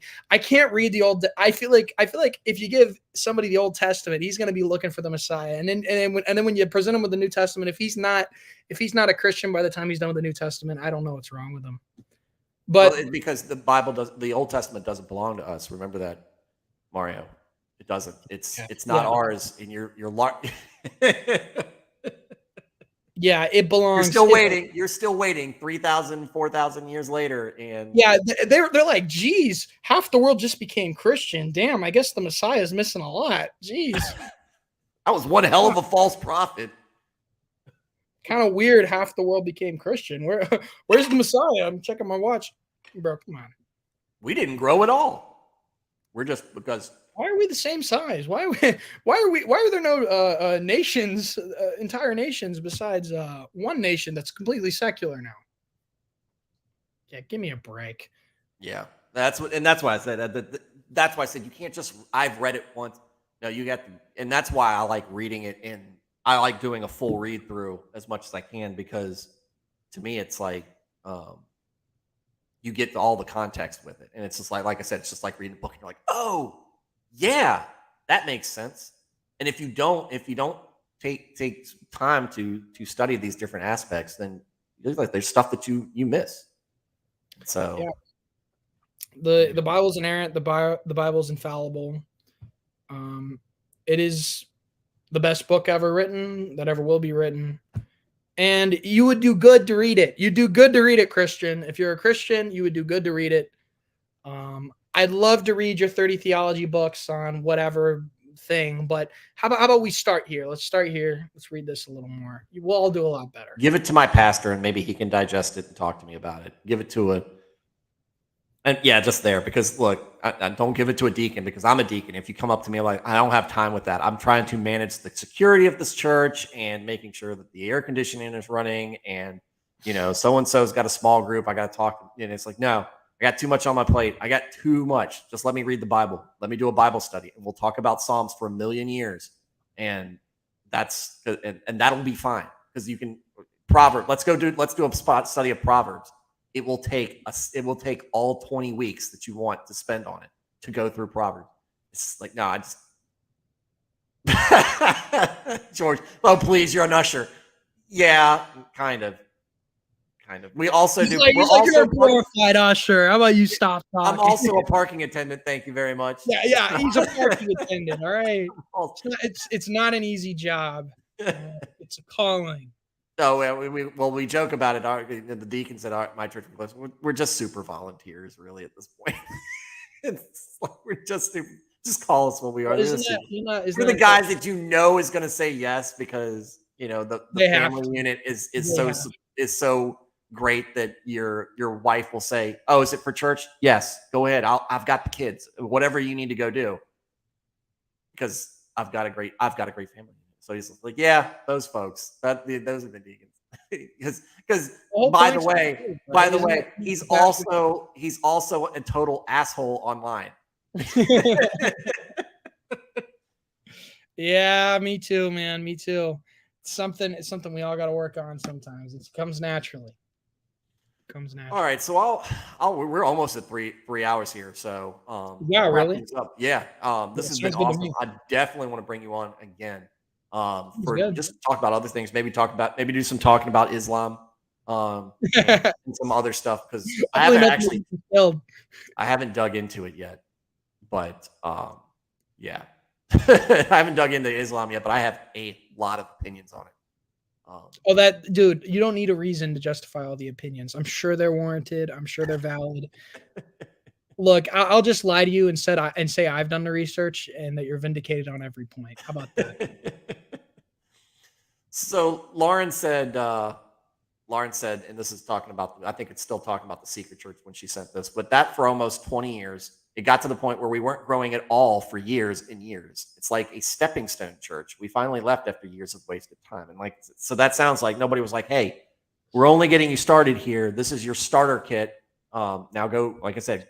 Damn, I didn't even know that existed. I'm gonna be honest. Oh yeah, they're very popular right now and have been for and I think it's popular among evangelical churches, Sure. non-denominational or whatever. They usually I've got one right down the road from us, in fact, and they joined our church league, our women's church league, and they were incredibly rude to the point where our team just up and quit. Said, one of the girls GD'd, like screamed GD from the outfield because a call didn't go the way that she wanted her team. And at that point, our ladies team was like, you know what, we'll go to the local sports bar and just have a ladies night at that point. And I was like, and they just walked off the field, and the other team was like, what do you mean? It's a problem with the secret churches. It's not even a church. It's just like I don't know what it is. I think it's a bad idea. People who might have a guilt trip or something, but they're not actually getting directed to the right place. Because the more I think about it, it never really felt well. And I was like, maybe it does have some, but the more I think about it, I don't like it. I don't like the idea of it. And so, yeah. George Sears jamming some of that classic Fanny Crosby from the hymnal. Talking about me being a fan of hymns. You dig on right. Rafter. Dang, Mario just pulled up a great pic of Pope Michael.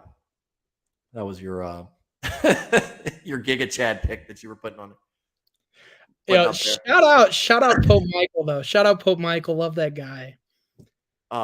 George says you can't understand Tolkien lore without playing Shadow of Mordor, which I actually haven't yet because I haven't played. Good game though. Good game. I need to get on it but it pisses me off. So Xbox Game Pass has got Shadow of War for free, but I'm not going to play Shadow of War until I've played. Until you played it, right? Until I've played Shadow of Mordor. And I've got it on the older one free. What? I don't know. And I've got the old one on Steam, but I am such a pleb that I can't play FPS with a keyboard and a mouse. I need a gamepad. And maybe you might be able to, if you have a PlayStation, you might be able to figure out a way to configure your controller to that. But I couldn't help you with that. I'm not tech savvy. Yeah. I don't know. I'll probably just do is bite the bullet, but I got to beat The Witcher 3 first because that's what I got to do first. Please, you're not so. Rafter says you're based Usher. You would have shown Lot's wife right out of the door. I'd like to think so. Hey, honey, I have to go to the church Yu-Gi-Oh tournament. I'll be back in 12 hours. Base. Sorry, babe. I gotta go. I gotta go to the church Fortnite tournament. I'll be there. We do have a golfing for God group with golfing for God. That's funny. It's not an FPS. It's not an FPS. I don't care what it is. I've played. What is that? It's a third person. Oh, that's true. It is third person RPG. Whatever it is. Yeah, get your terminology right. I still can't do it with a keyboard and mouse because I'm stupid. I don't play stupid StarCraft like an autistic person. Yeah, call him out. Call him out. I play real games like Warhammer games, not wannabe Warhammer games like StarCraft. Wait for that response. Yeah.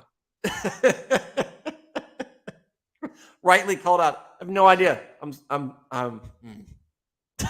Potta, and the Rafter said Pottas need. So while I'm waiting for George's response to that, because I'm sure it's coming. Thanks for coming on, man. It's been an awesome stream.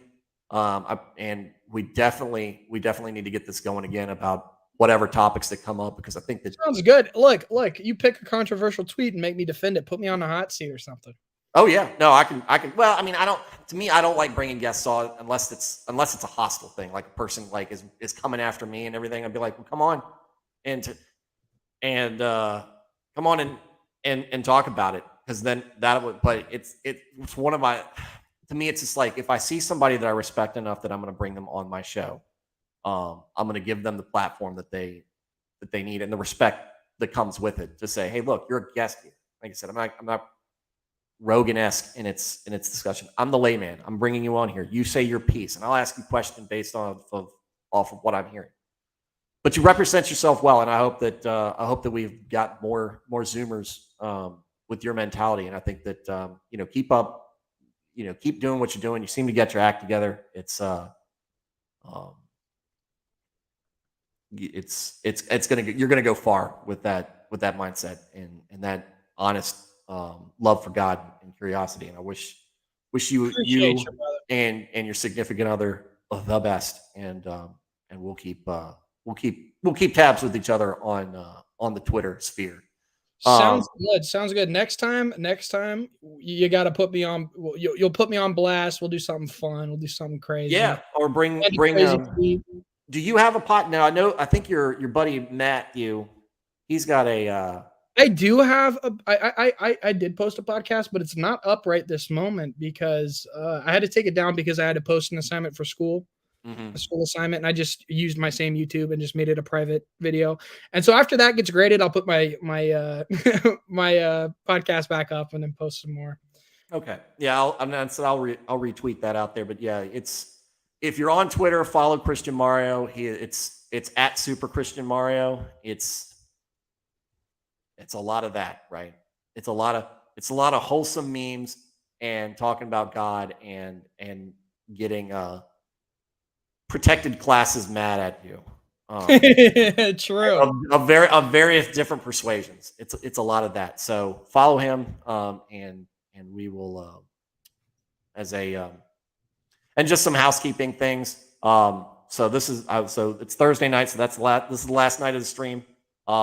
Tuesday's the next night. We'll have Eric Roland on to talk about it's mostly woke preachers, but problems from the pulpit, dumb things preachers and influencers say in social media at the pulpit that we make fun of and tell them why they're wrong. And then let's see who's next.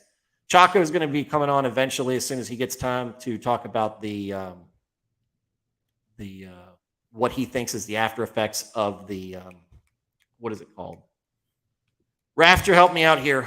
The thing with the the Pope praying for the daggone Russia and Ukraine. Oh, the consecration of Russia. Consecration, yeah. Because what he thinks about what they're at the aftermath of the consecration means. Did it do well? Did it not go well? What does he think is going to happen? And give us his perspective. A little Fatima talk. He's going to talk about that. And then I've got a tentative date set. I'm just waiting to hear back from everybody for the homeschool discussion between me, Rafter, Eric Roland, and Nick Cicada. I've got everybody signed on to it, and we just need to make sure everybody's schedules align so that we can get it done. That's going to be awesome. That's going to be big for this channel because I'm sure that there's one particular guest who's going to be bringing a bunch of viewers with it. So I'll have to be on my best behavior. But we'll see. And I've got a lot of cleaning up to do. I've got to make this channel a little bit more presentable. I got to put my church best, my Sunday best, and not wear what I normally wear, which is a button down and jeans. Yeah. So you gotta up your fashion game.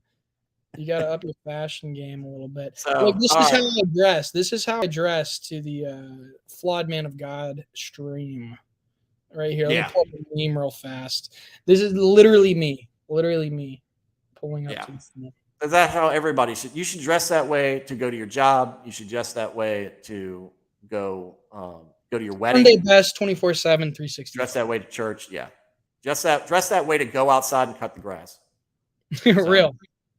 George Sears says it's not an FPS. LOL. It's not an RPG either. Boomer. StarCraft is an allegory for Revelations. Goofy, corny. Chaco is going to talk about the consecration of Usher. The Usher of East Europe, the after effects of being a bicycle American. Dress really? One. All right, guys. I'll catch some of you later on the chat. But again, thank you, Christian Mario. For the rest of you guys, pleasure, dude. Tune in. Pray for Kanye. Pray for Kanye. He needs prayers. Pray for Kanye. Don't tread on ye. Don't tread on Ye. Don't tread on Ye. Oh, yeah. Well, it's like the Yeezy, right? So would it be Yeezy? It'd be Yee, right? I don't think it matters. Okay. We'll pray for him. Anyway. So, everybody, have a good night. God bless. God bless.